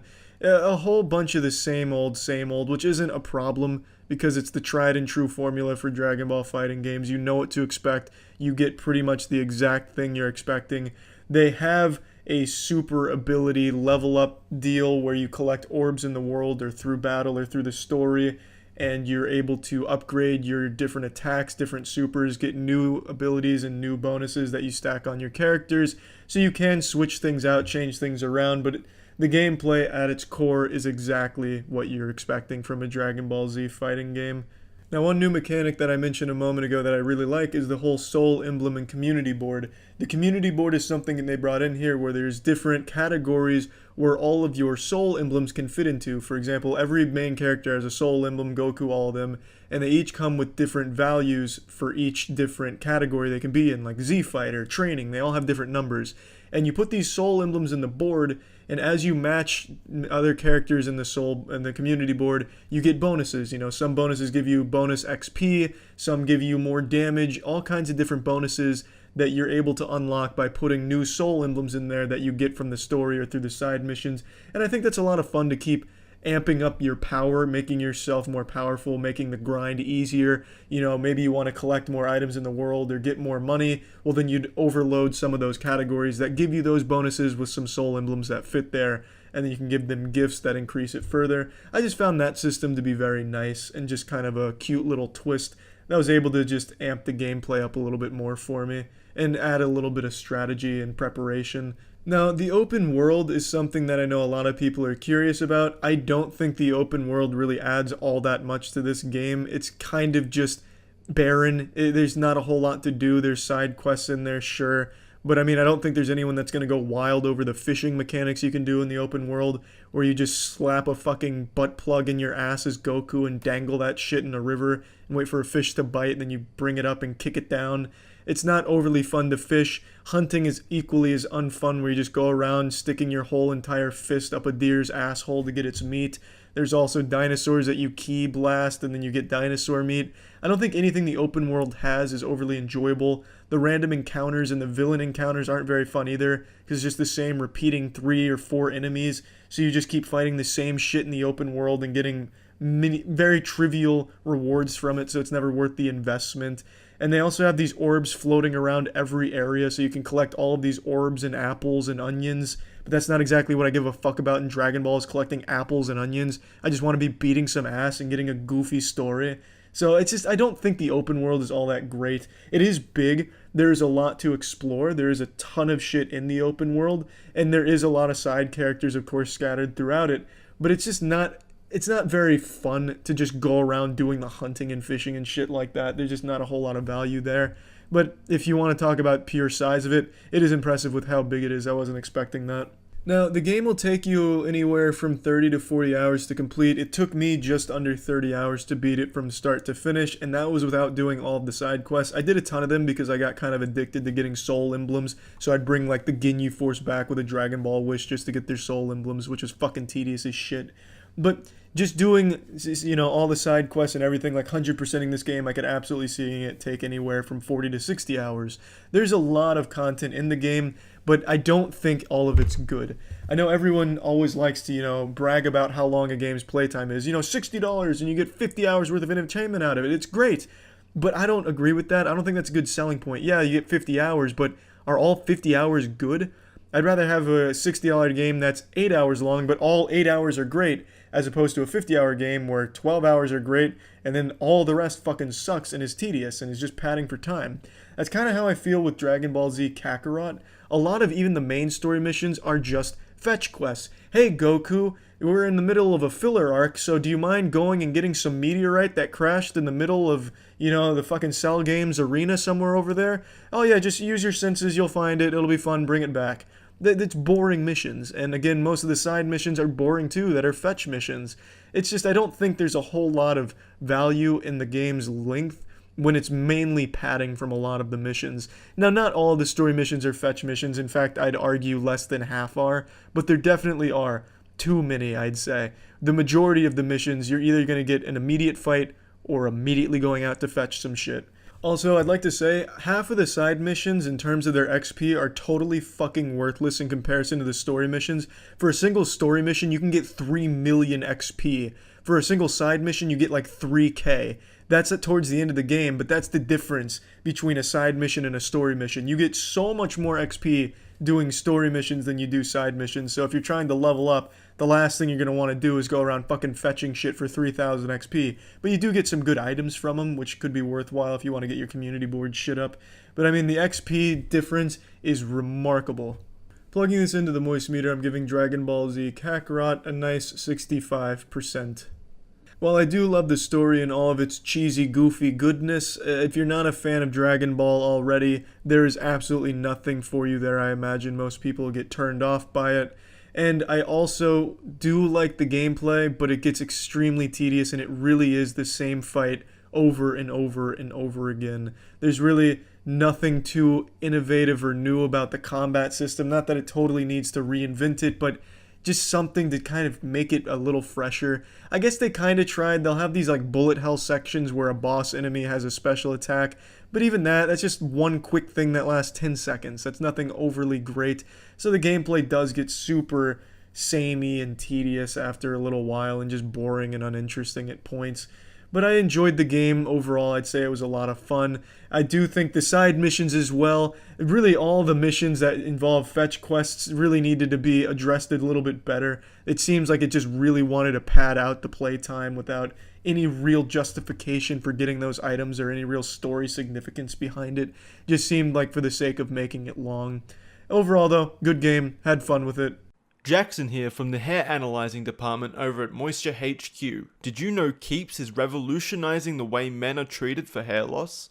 It's actually pretty incredible just how easy and affordable they have made keeping your hair on your head. With Keeps, you can visit a certified doctor online and get scientifically proven hair loss treatments delivered discreetly straight to your door. It's that easy and successful because Keeps treatments are up to 90% effective at reducing and stopping future hair loss. Find out just why nearly 100,000 men trust Keeps with the hairs on their heads by heading over to keeps.com/moist. If you're ready to take action and prevent hair loss, go to keeps.com/moist or click the link in the description to receive 50% off your first order. Once again, that's keeps.com/moist. This episode is brought to you by Raycon. Initiating moisture.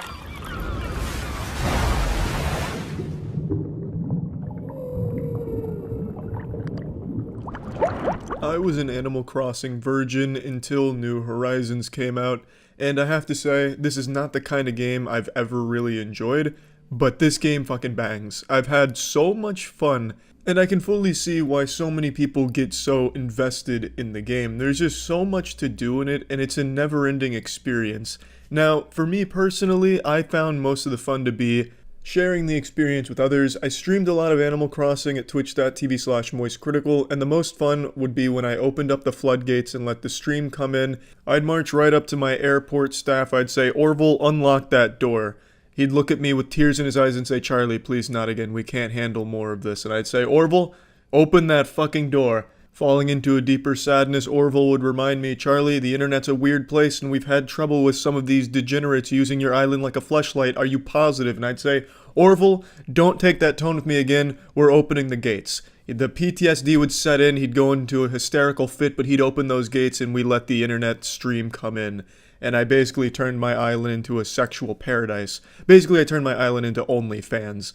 And it was a magical experience. The community came together. I'd hire some of the people to water some of my plants while I was out fetching some wood so I could build another chair. There was just so much to do. The amount of things you can do in Animal Crossing is astonishing, honestly. And it wasn't just sharing the experience with my streams. Tiana and I played a lot of Animal Crossing off stream. She really enjoyed the grind, and it was fun playing that with her. So I think this is a game that fits extremely well for anyone looking for a really laid-back kind of game, or just a casual game to play with someone that's really not even a gamer. Because there's a lot to do. You can decorate your house in all kinds of different ways, decorate everything on the island, customize so much shit. You can terraform your island into multiple different ways. You can have fucking waterfalls running through your shit. You can really design something truly unique and fun. The only thing is, this is not a game I'd recommend to everyone. The pacing in this game is extremely slow, and I typically don't like that. But I didn't mind it in this game because, the grind was enjoyable. It's very colorful, the characters are fun to talk to. I just don't really have any complaints about the game, to be honest. But I see why a lot of people wouldn't like it, because the entire game is basically a giant fetch quest. It's a never-ending fetch quest series, and that's not exactly fun. The fun comes from when you complete that and then build your shit. But for a lot of people, it's going to be pretty relaxing and even therapeutic to a certain degree just to cast your fishing line out there and catch yourself a golden trout at some point. It's just a really, really casual, laid-back game that has a lot of depth to it if you're willing to give it that chance, so you could really build something wild, a giant fucking empire on your island, and I appreciate that. The possibilities in this game are actually endless, and I mean that with no exaggeration. You can do pretty much anything you can dream of for your island. The customization is wild. I went to someone's island and they had their entire house decorated in Pokimane posters and also a satanic ritual room to try and summon Pokimane. It was crazy what they were able to do. The only negative things I can think about the game are just how slow of a burn it is. And again, I usually hate that, but I didn't mind it here, but I definitely see why a lot of people would. Especially the beginning in particular, it is super slow. You'll only be making like one fucking flower in the beginning, then having to wait a full day. Also, everything happens in real time, so one day in the real world is one day in the game. The only way around that is changing the time on your Nintendo Switch, which full transparency, I did. In fact, I time traveled 40 years into the future just to see what my island would look like. So I traveled to the far off future of 2060, and let me tell you right now, Tom Nook is an immortal. He might be a vampire, I'm not quite sure. Maybe the Fountain of Youth exists on the island. There's no real telling, but in 2060, it was identical to 2020, so a bit disappointed there. I was hoping, all the characters would have like graying beards or something, look like some fucking wizards out of a Tolkien novel, but that didn't happen. What I'm saying is, if you're going to play this without time switching, which a lot of people you consider cheating, I don't. I don't see any problem with it. It's just progressing in the game at a different pace, at your own pace. Since it is a personalized experience, I don't see anything wrong with it, but there's a lot of people that take issue, and if you're not going to do that, you're going to be kind of bored for like the first 3 days because you're not going to have a whole lot of shit to do. It's very limited in what you have available to you in the beginning, and it doesn't really open itself up until you start really getting shit cranking, like in a week maybe. And that's not a bad thing either, because maybe for some people the experience will be, hopping on the game for an hour or two a day and just doing some chores, getting some things set up, and then the next day the buildings are complete, and then you go from there. It's going to be different for everyone, and I really think it just offers a lot to just a casual experience that's really customizable. So, plugging Animal Crossing New Horizon into the Moistcr, I'm giving this bad boy a 90%. I really didn't expect to like this game, but I ended up really liking this game. So yeah, that's about it. It's time to talk about Raycon again. I've recommended these bad boys plenty of times by now. I use them for the gym. I think they're fantastic when it comes to anything active. They're wireless earbuds. But let's face it, most gyms are closed right now, and you're probably not going to be going to the gym unless you're trying to weather the apocalypse. That's no excuse not to work out and be active, though. You can do all kinds of bodyweight exercises, calisthenics at home. And if you're going to be doing those, you're going to need some boner jams blasting. So you got to get some Raycon earbuds. They sound just as amazing as the other top audio brands, but they come in at half the price. The everyday E25s are the best model, so I still recommend that one. It's 15% off if you click the link in the description, so if you're interested in Raycon at all, feel free to click the link for 15% off. This video is brought to you by Surfshark. Initiating moisture.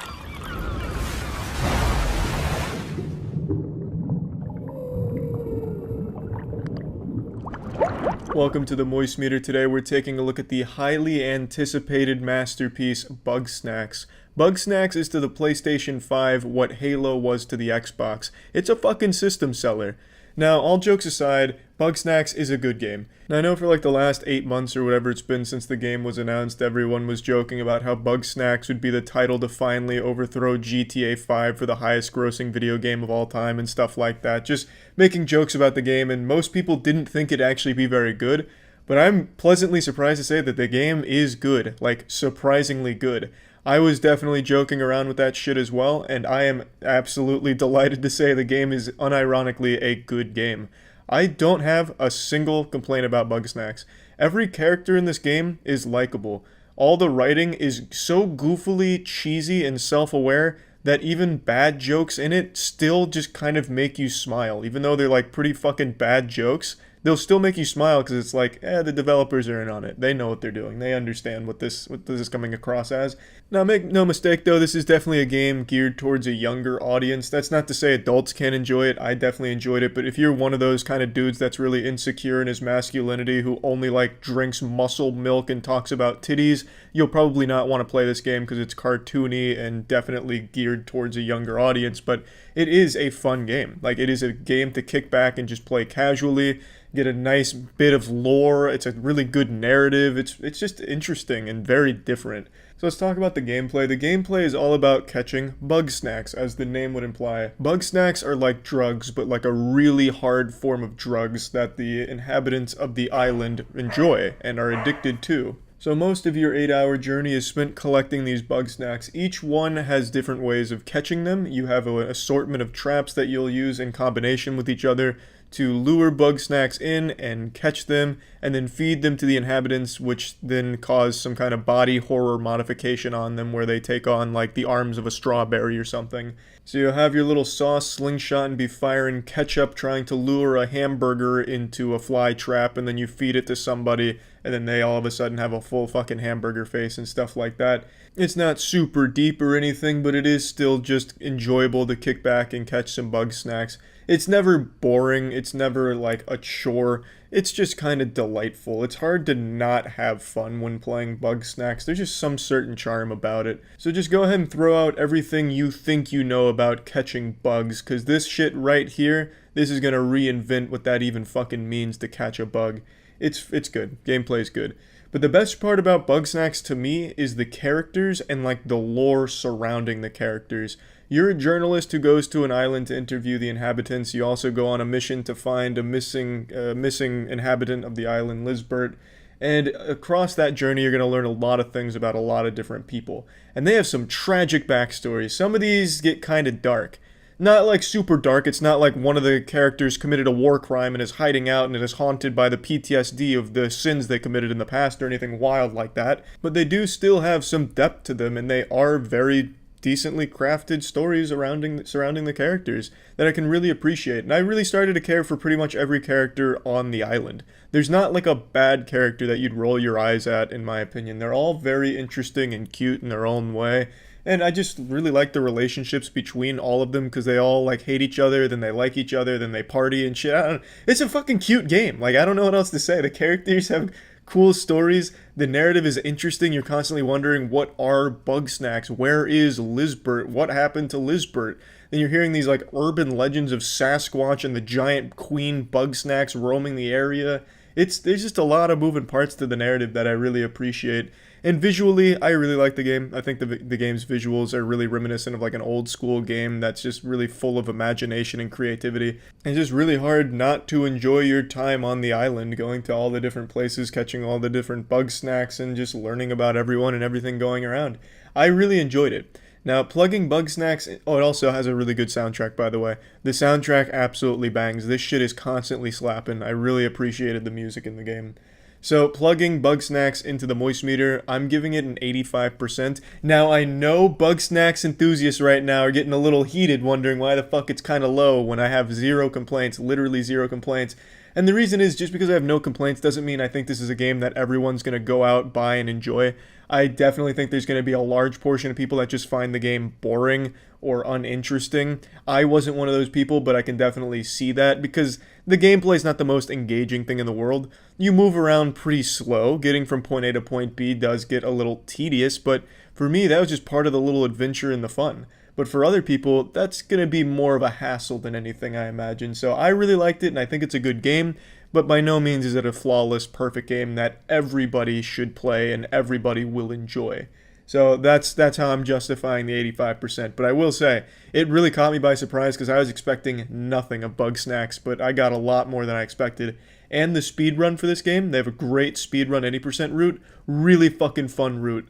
I really like the speedrun here. So that's also something to keep in mind. Good speedrun game. And yeah, that's really about it. So yeah. I've said it before and I'll say it again just in case you weren't listening to me and being stubborn. VPNs are essential for the modern day internet. So let's talk about Surfshark VPN. Surfshark VPN is an incredibly powerful VPN with robust tools that give users plenty of options in how they want to explore the internet safely and securely. There's also a 30-day money-back guarantee. Just in case you're not satisfied with it, you can try it for 30 days, get the money back. You can use it on unlimited devices. You're never going to be chained down to just one device using Surfshark VPN. You can keep everything protected. It also has clean web technology, which allows you to just explore the cyberspace securely, no ads, tracking, phishing, malware, anything like that. Everything is private, secure, and you never really have to worry about your data being leaked to places you don't want it going to. I always recommend VPNs, so Surfshark is definitely a very good one. If you're interested in trying Surfshark, you can go to surfshark.deals/penguin to get 84% off a 2-year plan, as well as 4 extra months for free. So that's surfshark.deals/penguin, 84% off 2-year plan plus 4 months for free. So yeah. This episode was brought to you by Manscaped. Initiating moisture.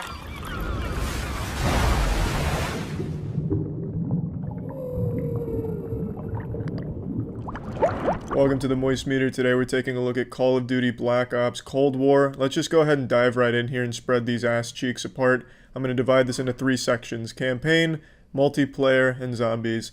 Campaign is actually really good. I know for like the last 5 years everyone says the campaign to Call of Duty is actually good this time around, and then I play it and I totally fucking forget every single character's name the second after the credits roll because they're not very good. This year, it is actually very good. The campaign was super fun and actually very different from previous entries into the franchise. So it's not long. I'm going to go ahead and tell you right now, there's only about 4 hours worth of glory here before she blows her load, so you're not going to get a whole lot of content out of the campaign, but you get like 4 to 5 hours of actually really enjoyable content. Now, it's actually probably closer to 5, maybe 6 if you do every side quest, but if you're just going for like the core story, you can blast through it in like 4. It is really fun. It's very different in the way that there's side missions, which I don't think Call of Duty even knew existed until this game, and it is really fleshed out. They have a compelling story with interesting characters, some that you'll recognize, and it's just super well put together. It's well written, it's beautiful to look at, the cutscenes are thrilling and great. There's really only one downside I even have about the campaign is sometimes you have to get on a turret for those boring ass static turret sections that every shooter has, but I mean every shooter has them and they're always boring, so it's nothing like unique to this game. I just wish they had done away with that shit. But what they did actually get away from, and the best decision Call of Duty has made in the last 10 years in terms of its campaign, is getting away from doing those tedious fucking missions where you just stand in one place and defend it for 10 minutes from waves of enemies. There is nothing more mind-numbingly boring. The only challenge there is not falling asleep during those sections of those games. It is so fucking awful. And you know exactly what kind of objectives I'm talking about. In old Call of Duty campaigns, every mission would have 1 or 2 sections where you and your team were ordered to go to this fucking abandoned computer in this dilapidated warehouse full of syringes where you have to download the Applebee's menu onto a flash drive. You have to sit there and defend it as it downloads slowly from 0 to 100%, defending it from waves of enemies. And it's terrible. It's absolutely awful. You're just sitting there, snot leaking out of your nose, drooling, praying any wave will be the last one until you're finally done from that purgatory, that fucking hell. In this game, there's not a single one of those that I can recall. I take that back. There is one that I can recall, and it only lasts for about 2 minutes, and it's at the very end of an extremely good mission, so I forgive it. I am so glad there weren't very many of these. It was such a refreshing breath of air. It is so nice that in this game they actually prioritized just delivering a full nuts to butts narrative and high action combat experience, and I really appreciate it. And not every mission is the same, you know, run and gun, shoot and titties all over the place.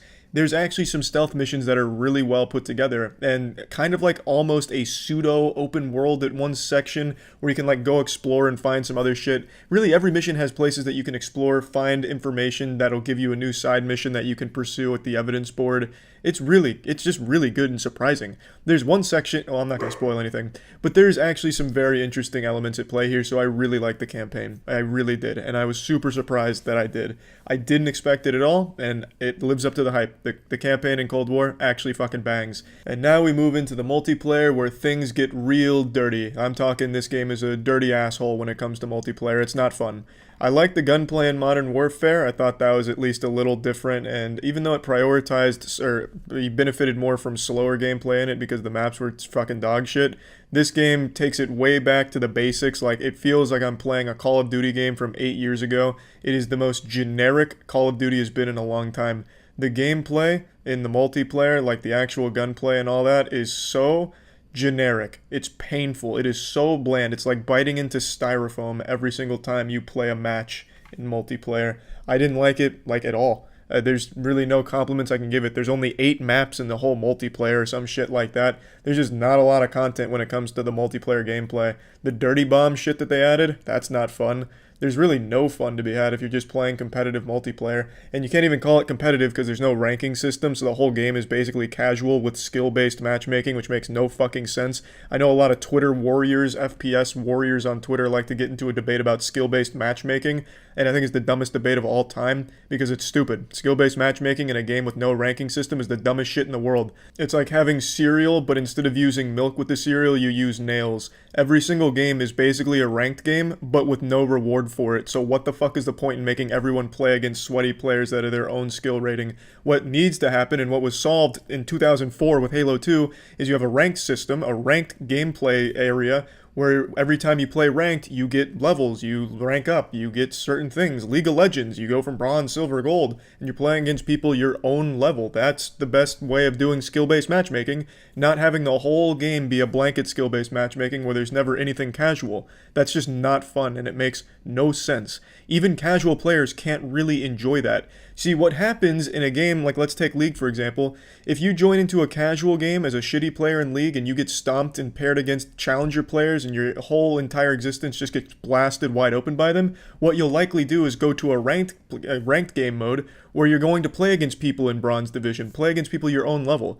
So basically then the bad players will play ranked because they're playing people their own level instead of going into casual. It's a problem that solves itself. You don't need a full skill-based matchmaking system across the entire board of the game. It's stupid, especially when there's no ranking system to reward playing at this high level. If you're a good player and you're only playing against good players, you get nothing in return. It's just dumb. It's really fucking dumb.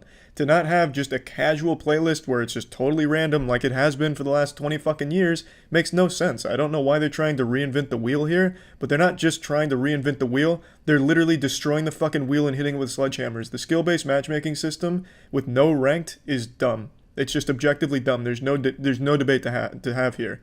All that being said, I was absolutely meat hammering everyone I played against in this game. 100%. So the skill-based matchmaking system, I just don't even think it fucking works. I was going literally 50 and 15 in most of these goddamn games. But it's just not fun. The game is not fun. I did have some challenging matches. I was clearly exaggerating. I definitely had some real slugfest challenging matches where I played like absolute shit. But no matter when you're doing great or doing poorly, it's just not very fun. It's a boring game. This game is like a parody of Call of Duty. Like if someone was trying to emulate Call of Duty 8 years ago, this is the game they would have made. The multiplayer is just not enjoyable.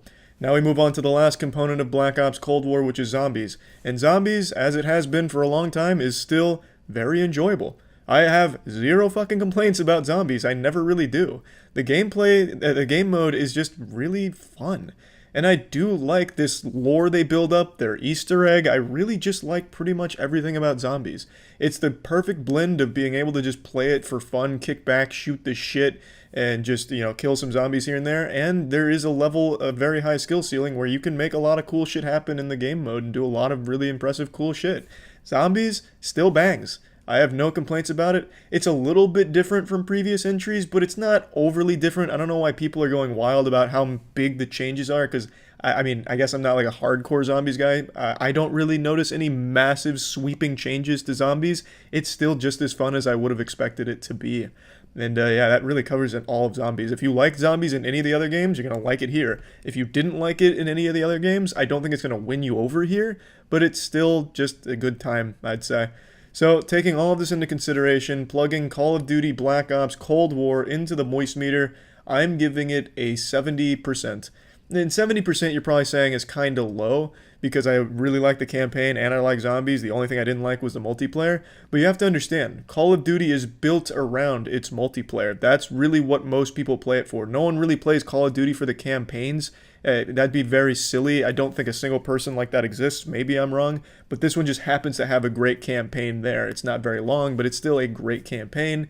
And zombies is just a fun mode to kick back with friends on, but I don't think anyone's buying Call of Duty for zombies either. When someone buys Call of Duty, I imagine it's for the multiplayer, and the multiplayer here is just not very good. It is really bland and very boring. And that's really just about it. It's holiday season, and you know what that means. It's time to trim the sacred bush, and the only way to really make sure that the job gets done efficiently and safely is by using Manscaped. Manscaped.com has all of the products that you need to keep yourself looking your best, feeling your best, becoming a real man. And when it comes to trimming your balls, your stinky, putrid balls like mine, you need something that is both powerful and isn't going to rip your entire dick off. And that's why they have the Lawnmower 3.0, which comes with skin-safe technology so you're not accidentally hurting yourself, eviscerating yourself down there. And it is extremely efficient at what it does. I've never had an injury with it when prior I had a couple injuries using other devices. So far, the Lawnmower 3.0 has been taking good care of me. And you can also get the Perfect Package Kit 3.0, which comes with some anti-chafing ball deodorant and moisturizer so you ain't stinking down there. Really, Manscaped just has everything you need to be your best. So if you're interested in trying Manscaped products this holiday season, you can go to manscaped.com/moist to get 20% off and free shipping. That's manscaped.com/moist for 20% off and free shipping. Initiating moisture.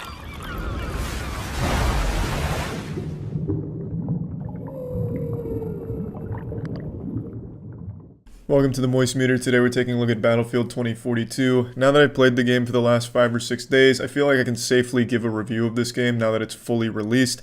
Overall, I really enjoy the game, but it's got a lot of problems. Playing Battlefield 2042 is a lot like eating ass. It's fun, but it's pretty stinky.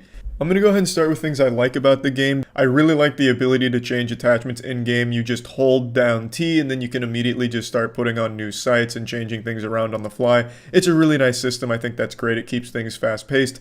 I also do like a lot of the new gadgets and a lot of the new things that you're able to do. So the wingsuit for me personally, I think is just amazing, making some big dick plays. I fucking fly around like Batman and get behind the enemy to get like a knife takedown. I also just absolutely love the portal system. I think it is a great idea. It's not fully realized yet, but I think like in a month it'll be pretty refined. Basically, you can go to this portal system and you can choose these servers where you can play like some classic Battlefield experiences. For me, Bad Company 2 is my favorite Battlefield game, and I can go back and play that game. Granted, it's a little different than it was originally, but it's still a lot of fun to revisit that style, and I just think it's a really great idea, and I'm excited to see where that ends up. I think the custom games people will come up with for the portal system are going to be really enjoyable and probably give the game an even longer lifespan. So I think that's just a really exciting idea. I also really appreciate that they didn't bother ham-fisting a campaign into this game. Battlefield stories have been terrible since Bad Company 2, so I'm glad they didn't even bother here. They just said, fuck the campaign, let's focus on what people actually play Battlefield for, which is the multiplayer experience. And I don't know why people were pretending to be upset by the lack of story mode here. I doubt they could name a single character in any Battlefield campaigns, because they're all terribly, forgettably generic. So I think it was a good call not to do that with this one. Now, just overall, if you've ever enjoyed a Battlefield game, you will probably like this one. It is the exact same Battlefield formula you're used to, with only a few minor changes overall. There's nothing they've done here where they wiped their ass with Battlefield and completely changed its identity or anything like that. It is pretty much still the same Battlefield experience. For some people, that's going to be great. For some, it's going to be bad. For me, I'm right in the middle where I enjoy it, but recognize a lot of the problems it has, which we're going to get into now. Let's start with the biggest one so far. The servers almost never work. Across the last 5 or 6 days, I have literally only been able to join official servers for maybe like 6 hours total of my playtime. The rest is spent in the portal system where I'm able to join other people's games. Their servers have not been working. I was only able to play Breakthrough for the first time yesterday. And I like Breakthrough a lot, I really enjoy that mode, but I was unable to play it until yesterday because I would just keep getting kicked out because the servers just couldn't handle it. And keep in mind, this is all like that Ultimate Edition early access, so it's not even like the entire fucking marching band coming into the game on official release, which is today as of making the Moist Meter. I can only imagine those servers are gonna fucking die. They're going to explode. But setting aside the big server problems, there's also just the general problem with the gunplay. The gunplay, and this is a weird thing to say in an FPS, the gunplay just doesn't work sometimes. And it's a bug they've acknowledged from what I've read. When you're using a fully automatic weapon, there's random bullet spread everywhere. So you'll be looking at a guy, you'll both be having a little staring contest, and you're trying to pop him in his little braces, but for some reason, the bullets are just going wild and wacky as if they're just made out, like you're just shooting wet noodles. Like they're just being carried by the wind everywhere. And it has nothing to do with tap firing versus full auto, because if you tap fire, you're still getting random bullet spread. With DMRs, you're still getting random bullets firing in all kinds of goofy directions. It's apparently a bug right now, but it's super frustrating that the gunplay isn't tight on release. I feel like that's something that they would have noticed immediately when playtesting this game. Like, hey, boys, our guns in the game, yeah, they don't work right now. Let's go ahead and tune that up. But I guess that got overlooked somewhere along the pipeline. That's why right now I think the top tier weapon is the PP. You get your little PP out, it's an SMG, and it's the only one that's really not affected by extreme bullet spread, which is why most people are cruising around with that gun. Everything else just has an absurd amount of random bloom and bullet spread. It's a fucking headache. And speaking of headaches, another really frustrating bug in the game right now is the revive bug, where you cannot be revived if you go down near an object. So let's say you're popping dick off, you just wiped the whole squad, but all of a sudden your butthole gets popped by a sniper, and you go down right next to a door. Your team can't revive you because you're too close to that door. And that goes for anything. Like, let's say you go down near a piece of debris, like a tank just got blown up and its carcass is next to you and you happen to go down. You can't be revived because you're too close to that. And it's not something that only happens occasionally. This is every single time. This is another bug I don't understand how it ever made it to the live game. Because every time you go down near something, your team can't revive you. I can't count the number of times I've been with my whole squad and I get sniped, and then they just fucking stare at me, and then they come over and try and revive me, but they just end up like teabagging me because they're trying to find the prompt to revive me, but it doesn't exist because it's glitched. I'm too close to, you know, a fucking piece of bubblegum that's on the battlefield. Like, you have to be completely isolated from everything around you in order to be revived. If there's even like a shell casing near you, you will not be able to be revived by your team. It's super frustrating, and it makes me mad at my teammates, even though I know it's not their fault, because I'm just down in front of them, they're just staring at me like they got the defibrillator out, and they're just looking at each other like, well, nothing we can do here. Can't you see? He went down right next to some old guy's shoe that was left on the battlefield. Hey, out of our hands now. I just can't imagine how this bug actually slipped into the full game here, because it happens every single time you go down near anything. It's so silly. Unfortunately, there is a lot of other bugs in the game as well. There was even one so bad that it would give you invincibility pretty much, where one of the characters, I think it was Dozer's his name, he had this shield where you could basically just be immortal. It would have you come into the game as the fucking Juggernaut. You were able to put that shield on and make yourself impossible to get killed. And when they re-enabled that gadget, it was still broken where you could just get shot point blank by a tank shell and not die. So, like, there's a lot of things in here, a lot of these bugs that I don't understand how they ever made it. Because they're, like, completely obvious, glaring issues that are somehow still present in the game. There's also a huge issue with rubber banding in games. A lot of the servers are laggy, even when you do go to the official ones. There's a lot of desync problems. Really, there is a lot of jank to this game.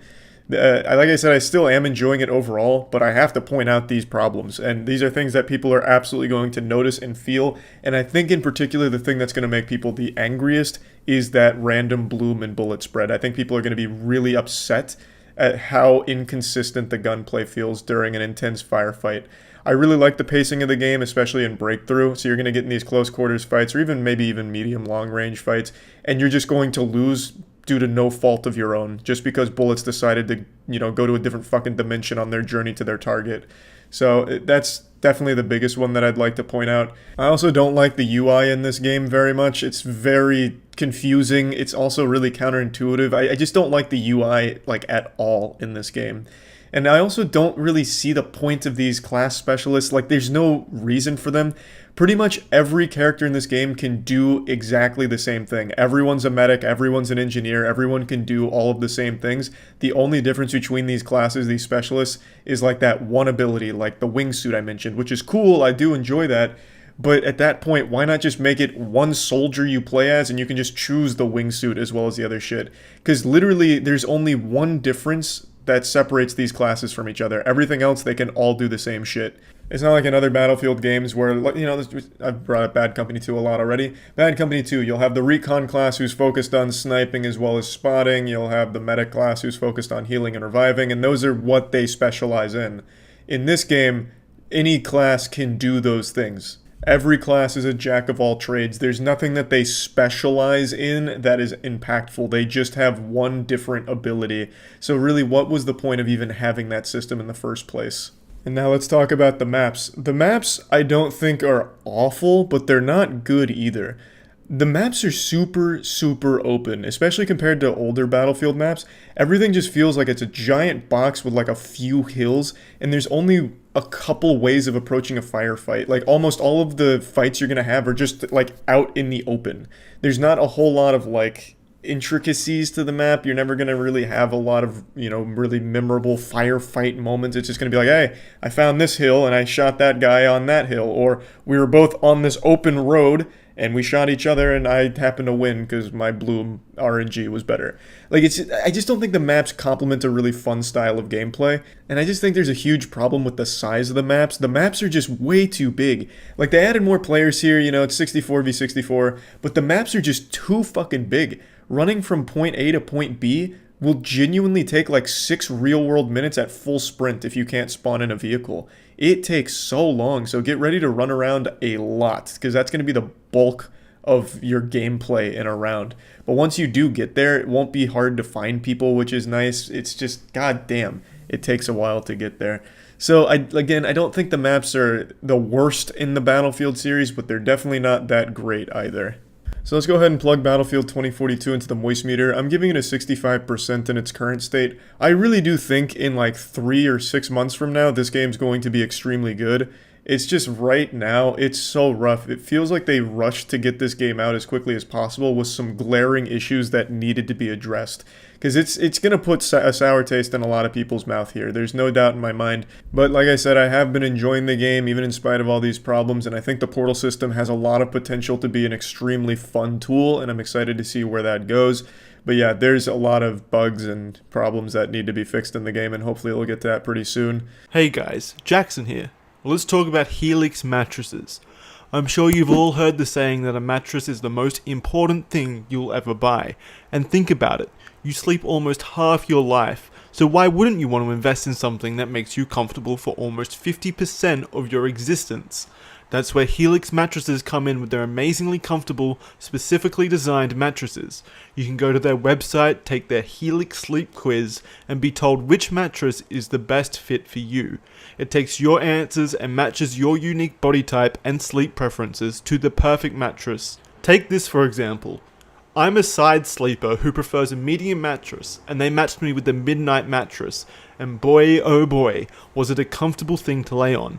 I had never slept so well, and woken up with so few back pain, until Helix arrived at my door. Speaking of delivery, Helix delivers your mattress right to your doorstep for free. It comes rolled up in a box and it's super easy to set up for yourself. If it makes you nervous to buy a mattress you've never tried before, Helix comes with a 100-night sleep trial, so you can get more than 3 months of practice in to make sure that you love it. If you don't, they'll pick it up for you and you'll get a full refund. Helix is great and I think you'll agree. If you're looking for a new bed, check out Helix. You can click on the link below or go to helixsleep.com/moist and get up to $200 off your Helix mattress. Initiating moisture.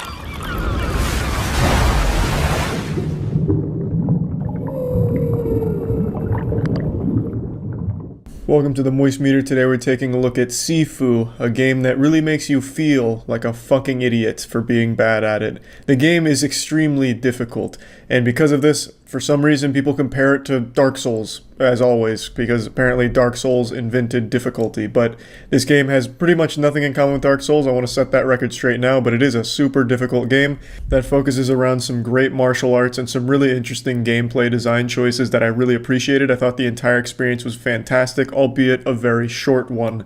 They say that the star that burns brightest burns out quickest or some shit like that. Probably not even applicable here, but the game is great, but not for very long. It took me just under 8 hours to get every single ending in the game, and the game's priced at $40, and I absolutely think you get your money's worth with it. There's only 5 levels, but depending on how good you are at the game, that could take you 8 hours, which is roughly what it took me, or it could take you 30 hours if you really suck dog shit at the game. There's a very good chance. There was a lot of streamers playing the game that ended up rage quitting because they had a really difficult time on level 2 and never even got to the end. The game will challenge you, but it's fun. It never really feels like it's unfair fair. Sometimes the camera is pretty shitty. I think that's one of my major complaints.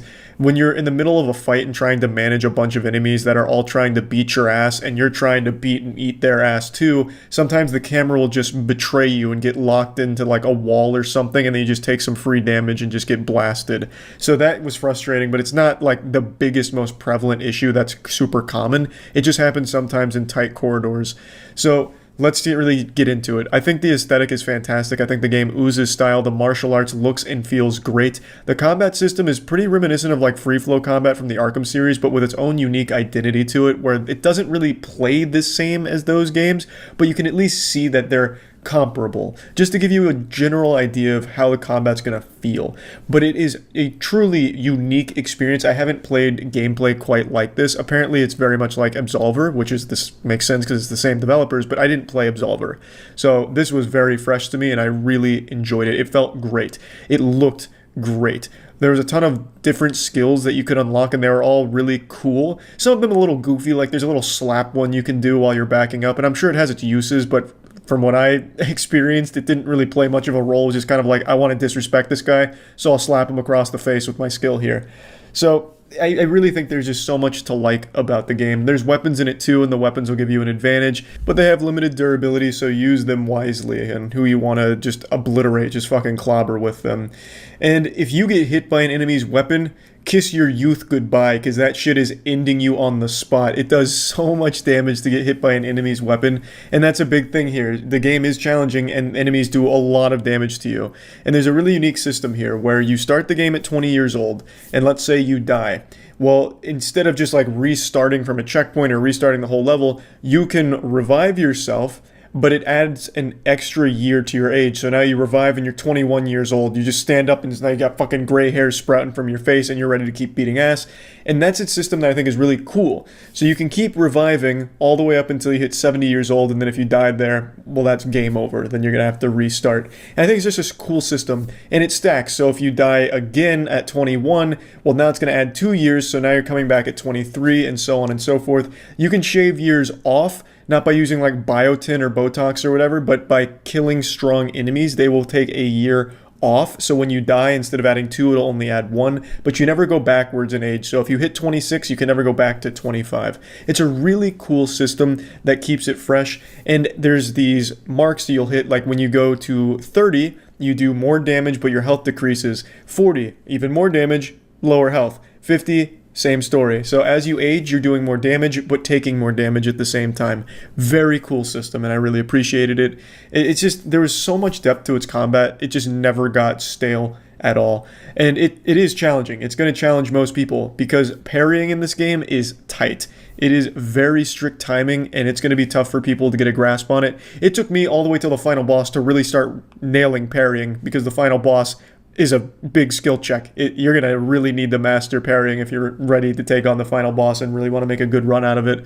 So parrying is something that's difficult. There are dodging options as well, but it's not like it's a great get out of jail free card where you can just dodge everything and be okay using iframes. That is also pretty tight. You can't just spam it. Of course, there are ways to cheese some of the bosses, but it takes out a lot of the fun if you do that approach, I would argue. It's just a really fun game. The gameplay just feels good, and I love the challenge, and I love the unique system with the aging. It just all works. I also really just appreciated the levels themselves, because I thought they were very fun in their design. They draw obvious references to martial arts movies or scenes. For example, the very first level, when you're going through like a tight hallway in a hotel, you'll notice that it's very similar to like The Raid Redemption, you know? You'll be able to notice like, hey, this kind of reminds me of that scene from this fucking badass movie where they were using martial arts. Level 2, there's the club, and it seems pretty reminiscent of the John Wick club scene. And I think it's on purpose, obviously. I think it's a nod to those properties, and I just appreciate it. And even if I'm wrong and it's not, it just happens to be kind of similar in its appearance, it's still great level design. It's still fun to navigate those levels.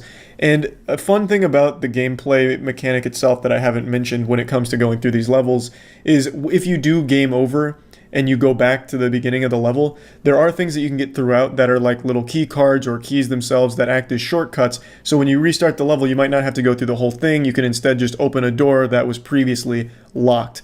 Also, when it comes to skills, if you game over, those skills don't carry over unless you unlock them 5 times as a permanent unlock in your arsenal. So there's just a lot of depth to it, and it was just super fun. It really was. The bosses I thought were all great in their design, except for the fourth boss. The fourth boss was surprisingly just super easy, just a big pushover. Really, the whole fourth level was kind of weak.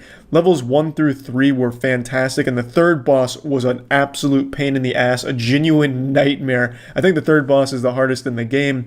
And then you go to the fourth boss, and it's Weenie Hut Jr. All of the fourth level is about just fighting through a pretty bland environment before you get to a pretty underwhelming boss fight. So level 4 wasn't great, but then level 5 picks everything back up and brings that life back, and the final boss is super satisfying. And I guess it's time to talk about the narrative. I didn't really get drawn into the story very much. I think there was a lot of lore that I may have missed, even getting all the endings. I think there were still some key story elements that I didn't pick up on because I didn't think it was that compelling or that interesting. I was never motivated to hunt down the 5 people for revenge. I just never felt really attached to the character or anything like that. Not that I think I was supposed to. It seems like the narrative was pretty bare bones in order to just keep the story moving and getting you beating some ass. So it served its purpose, but it's nothing special either. Plugging Sifu into the Moist meter, I'm giving it a nice 90%. I think this is just a great game. Takes some risks, and I think they all pay off. And I think it's just an absolutely wonderful experience. Like, I really do. And I also appreciated that it's put at the $40 mark instead of $60, even though I think this could have easily been marketed and pushed as a $60 game because it is that good. I do appreciate that it's the lower price point because there's only 5 levels to it. If you're really good at the game, you could probably beat all 5 levels in like 2, maybe 3 hours. For example, when I went back to do the all true ending, you have to spare bosses, and to spare a boss, you basically have to break them twice. So I had to go through every boss again, and it only took me about an hour and a half to do all 5 bosses to get that true ending.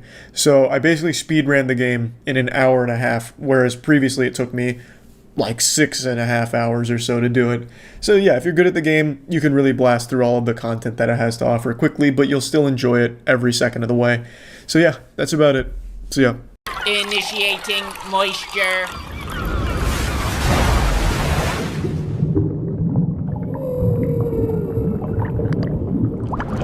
Welcome to the Moist Meter. Today we're taking a look at the new Call of Duty Modern Warfare 2. After spending a good chunk of time in the multiplayer, I feel comfortable now finally giving a full review on both the campaign and the multiplayer. So let's start with the campaign. The amount of praise I've seen for this game is truly blowing my mind. I feel like I've just started boofing crazy pills because I don't see it as the best first-person shooter story ever told. People are talking about the campaign as if it's on par with Lord of the Rings storytelling. And it's not bad, I don't want anyone to think I hate the campaign or anything, I just don't find it to be special. The visuals I find extremely impressive. The visuals in the campaign actually were really surprising to me, and the story was competent. Like, it was a fun story, it was engaging, the characters were pretty good. A lot of the set pieces were really exciting, especially when you're like hanging upside down, shooting at cars, and then jumping car to car. It was just pretty fun overall. And they finally did away with that standard Call of Duty campaign formula where you go to point A and then just hold it for 5 waves of enemies doing nothing but putting your fingers up your ass while you just mindlessly shoot these waves coming at you.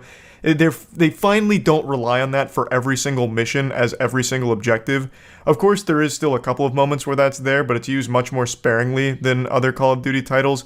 There is, of course, those times where it's like, hey, Soap, go sit in this field and kill these 5 waves while I hack this toaster for the sake of America's safety. And you'll roll your eyes, but you'll do it, and then the next moment is a lot more fun. Like, the campaign I really don't have huge complaints of, except the ending. The ending has to be the worst Call of Duty campaign ending ever. It just abruptly ends as if they just ran out of time or forgot that they had to finish the campaign before the game shipped out. So it just fucking comes to a screeching halt. It's not cinematic. It's not satisfying. It's just 1 second, the enemy's there, the next second, they're not. I'm trying not to spoil it, and then once the enemy's not there, they're at a bar celebrating, and nothing in between. It's so underwhelming. The post-credit scene is hype as fuck, but the actual ending is absolute dog shit. But everything up till the ending in the campaign I thought was fine, with a lot of like actually fun moments that I appreciated. But again, I don't find it to be special. I don't think it's done anything particularly new or interesting. I just find it to be pretty good, and by Call of Duty standards, much better than most of their recent attempts. But again, overall, it's just kind of like ordering a pizza from Papa John's. It's good, and that's about it. Nothing like you're gonna be wiggling your finger about years from now, like, God damn, that was the best campaign ever. But for Call of Duty, it's good. Now let's move on to the multiplayer component. I hope you're sitting down, because if you're not, this news is gonna blow you off your feet. It's pretty much exactly what you'd expect. The same standard Call of Duty experience that you're used to getting over the last decade, you get here. So if you're a fan of Call of Duty multiplayers, you're going to be a fan of this Call of Duty multiplayer as well. The big problem with Modern Warfare 2's multiplayer is half the time it doesn't fucking work. I've had a ton of game crashes now, and sometimes I just can't even get a server to load for me, and this is a well-known problem right now with the game apparently. A lot of people are having performance issues as well as crashing. I imagine it'll be fixed in a pretty short period of time, but as of making the Moistcr, it's in a pretty broken state. But when you're actually in the game, it's pretty standard, safe, by the numbers. I saw someone say something that's scarily accurate to how I feel about it, where they said that the multiplayer feels like it's designed more by an AI algorithm than actual designers, and I think that's very true. I believe that was Level Cap Gaming that said that, and he's absolutely right. It's not necessarily a bad thing, because it's what people want. This game, Modern Warfare 2, just goes through the checklist of everything Call of Duty players ask for, and it delivers. It gives them the exact experience they want, all of the game modes they want, all the maps being, pretty simple maps. There's really no standout maps here, nor is there any maps that I was absolutely beating my head against a wall in pain from how miserable I was playing the maps. They're all just serviceable. There's no big ones that really blew me away. There's none that really made me upset on how stinky they were either. Everything here is just very safe. The gunplay feels as tight as it always has. It feels exactly the same as it did in Modern Warfare 2019, just a little slower. And I think the pacing of the game is just a bit slower than 2019, but even that's not like a super big deal or that noticeable to most people, I can't imagine. It's just exactly what you're expecting from Call of Duty. The only big issue I have with it is I feel like it takes way too long to actually level up your guns to get shit you want. For example, your first sniper rifle, you have to get level 20 in the gun in order to even unlock the optics on it, and that's just absurd. It takes like 6 hours of grinding just to change your fucking scope on that bitch, and that is frustrating. The only way to like reliably, quickly level these weapons up is using double XP tokens. And I'm dropping like 30 kills a game with these fucking snipers, and it was still taking me like 6 hours just to hit level 20 on that thing. I feel like they went a little hard on the grind aspect of it, but the game, like the core game, is exactly what you're expecting. I guess except for one thing, and I don't know if it's just me, but I feel like the time to kill is much quicker in this one than Modern Warfare 2019. Like, in this game, I feel like if you blow a kiss towards an enemy you're looking at, they're going to insta-die. It only takes 2 shots from some pistols to kill you, and not even headshots. Like, you just die instantly. It's like you're just walking around as just like this fragile scarecrow that's just one strong breeze away from death. I don't remember it being that quick with the time to kill in Modern Warfare 2019, but it's also been a little while since I played that one, so maybe it was the same there too. That was just something that stood out to me as a little odd, how easily people go down in this one. So just wanted to put that out there. But let's talk about another thing that a lot of people debate on with this game, and that's the skill-based matchmaking. So I'm sure all of you have heard of this now. I'm sure you're all familiar with the debate. Skill-based matchmaking is something that most people think of when it comes to ranked, where you're playing against people of equal skill level. The better you get, the better your lobbies are. So you're always playing against people on equal footing. This is always something people think of for ranked and ranked exclusive, because when you're playing in the competitive game mode, you're expecting people of similar skill level because it's competitive. You're always going to be going up against people in your same bracket of skill. But in Modern Warfare 2, even playing just casual matches, just quick playing with the boys, has a skill-based matchmaking component to it where you're not entering lobbies with babies that just got this game for Christmas or something. You're in there with grizzled, seasoned Call of Duty men at your equal skill level. So the argument is it makes it less fun for content creators and just players in general because you're always having to sweat even in the casual lobbies. Why not keep skill-based matchmaking to the competitive mode? And I just want to quickly weigh in on this. I don't really give a fuck one way or the other. Even when you're in casual and playing against people on equal footing, you don't have to try hard, you don't have to sweat, you can still be casual about it. You might not drop 50 kills, but it doesn't need to be taken super seriously either. But I also think the solution to make everyone happy is even easier. why not just make 3 modes? So you have skill-based matchmaking in competitive, you have skill-based matchmaking in casual, and then you have a separate mode where it's casual again, but without skill-based matchmaking, and you can just queue into that if you want. To me, that just seems like the easiest solution and a really easy one to implement all around, where if you just want like a full-blown casual Weenie Hut Jr. experience, you queue into casual, no skill-based matchmaking. If you're playing with your friends and you're not confident in their skill level, but you still want somewhat of a challenge, you queue into casual skill-based matchmaking. And then if you really want to sweat and grind, that's when you go to competitive, where of course the skill-based matchmaking is there as well. Just 3 modes for 3 very different playstyles depending on your mood. I just think that makes everyone happy, and I don't know why that's not like a proposed solution, because I think it just should be. So yeah, I just want to toss that out there, but that's really how I feel about the multiplayer overall. Nothing blew me away, nothing disappointed me. It's a lot better than Vanguard. I just really think this is an improvement over Vanguard in every way. So if you're currently still playing Vanguard, I see no reason why you wouldn't switch to this, except for the $70 price tag on this bad boy. But I guess I do have to admit there is a lot of content here. Content that I'm not ever going to touch again. For example, like the Spec Ops thing. I really don't care about doing PvE with my friends. I really just don't give a fuck about that. If I'm playing Call of Duty, it's because I want to go into the arcade multiplayer and just turn my brain off and have some fun. Dropping like 40 kills, getting some fun kill streaks, just going a little hog wild out there. I'm not there to do any PvE. Once I play through the campaign once, I don't touch it ever again. And there's some good game modes in the multiplayer that I do think will keep me playing at least on and off casually. Ground War I do think has a lot of potential. It feels pretty decent. The maps are really huge, but they're not bad. Like at first I was struggling to find people, but the more I played Ground War, the more easy it became to find loads of people and just go like absolutely wild on them. I also don't like Invasion. I don't think Invasion's any good, but there are other game modes that I do think are interesting. For example, there's third person mode here, which really is super different and weird for Call of Duty in a neutral way. I don't hate it, I don't love it, but I am still trying it because it strikes me as just very interesting. So there's just a lot of content here, and overall, I didn't hate it, I didn't love it. It's exactly kind of what I was expecting from Call of Duty, but with a campaign that was a little above my expectations. So plug in Call of Duty Modern Warfare 2 into the Moist meter. I'm just going to give it a pretty clean 75%. It's just extremely safe. There's nothing wrong with it aside from all of these day one bugs that make it like unplayable at certain times, but I imagine those will get fixed soon. And other than that, everything else is just pretty standard. That's about it. See ya.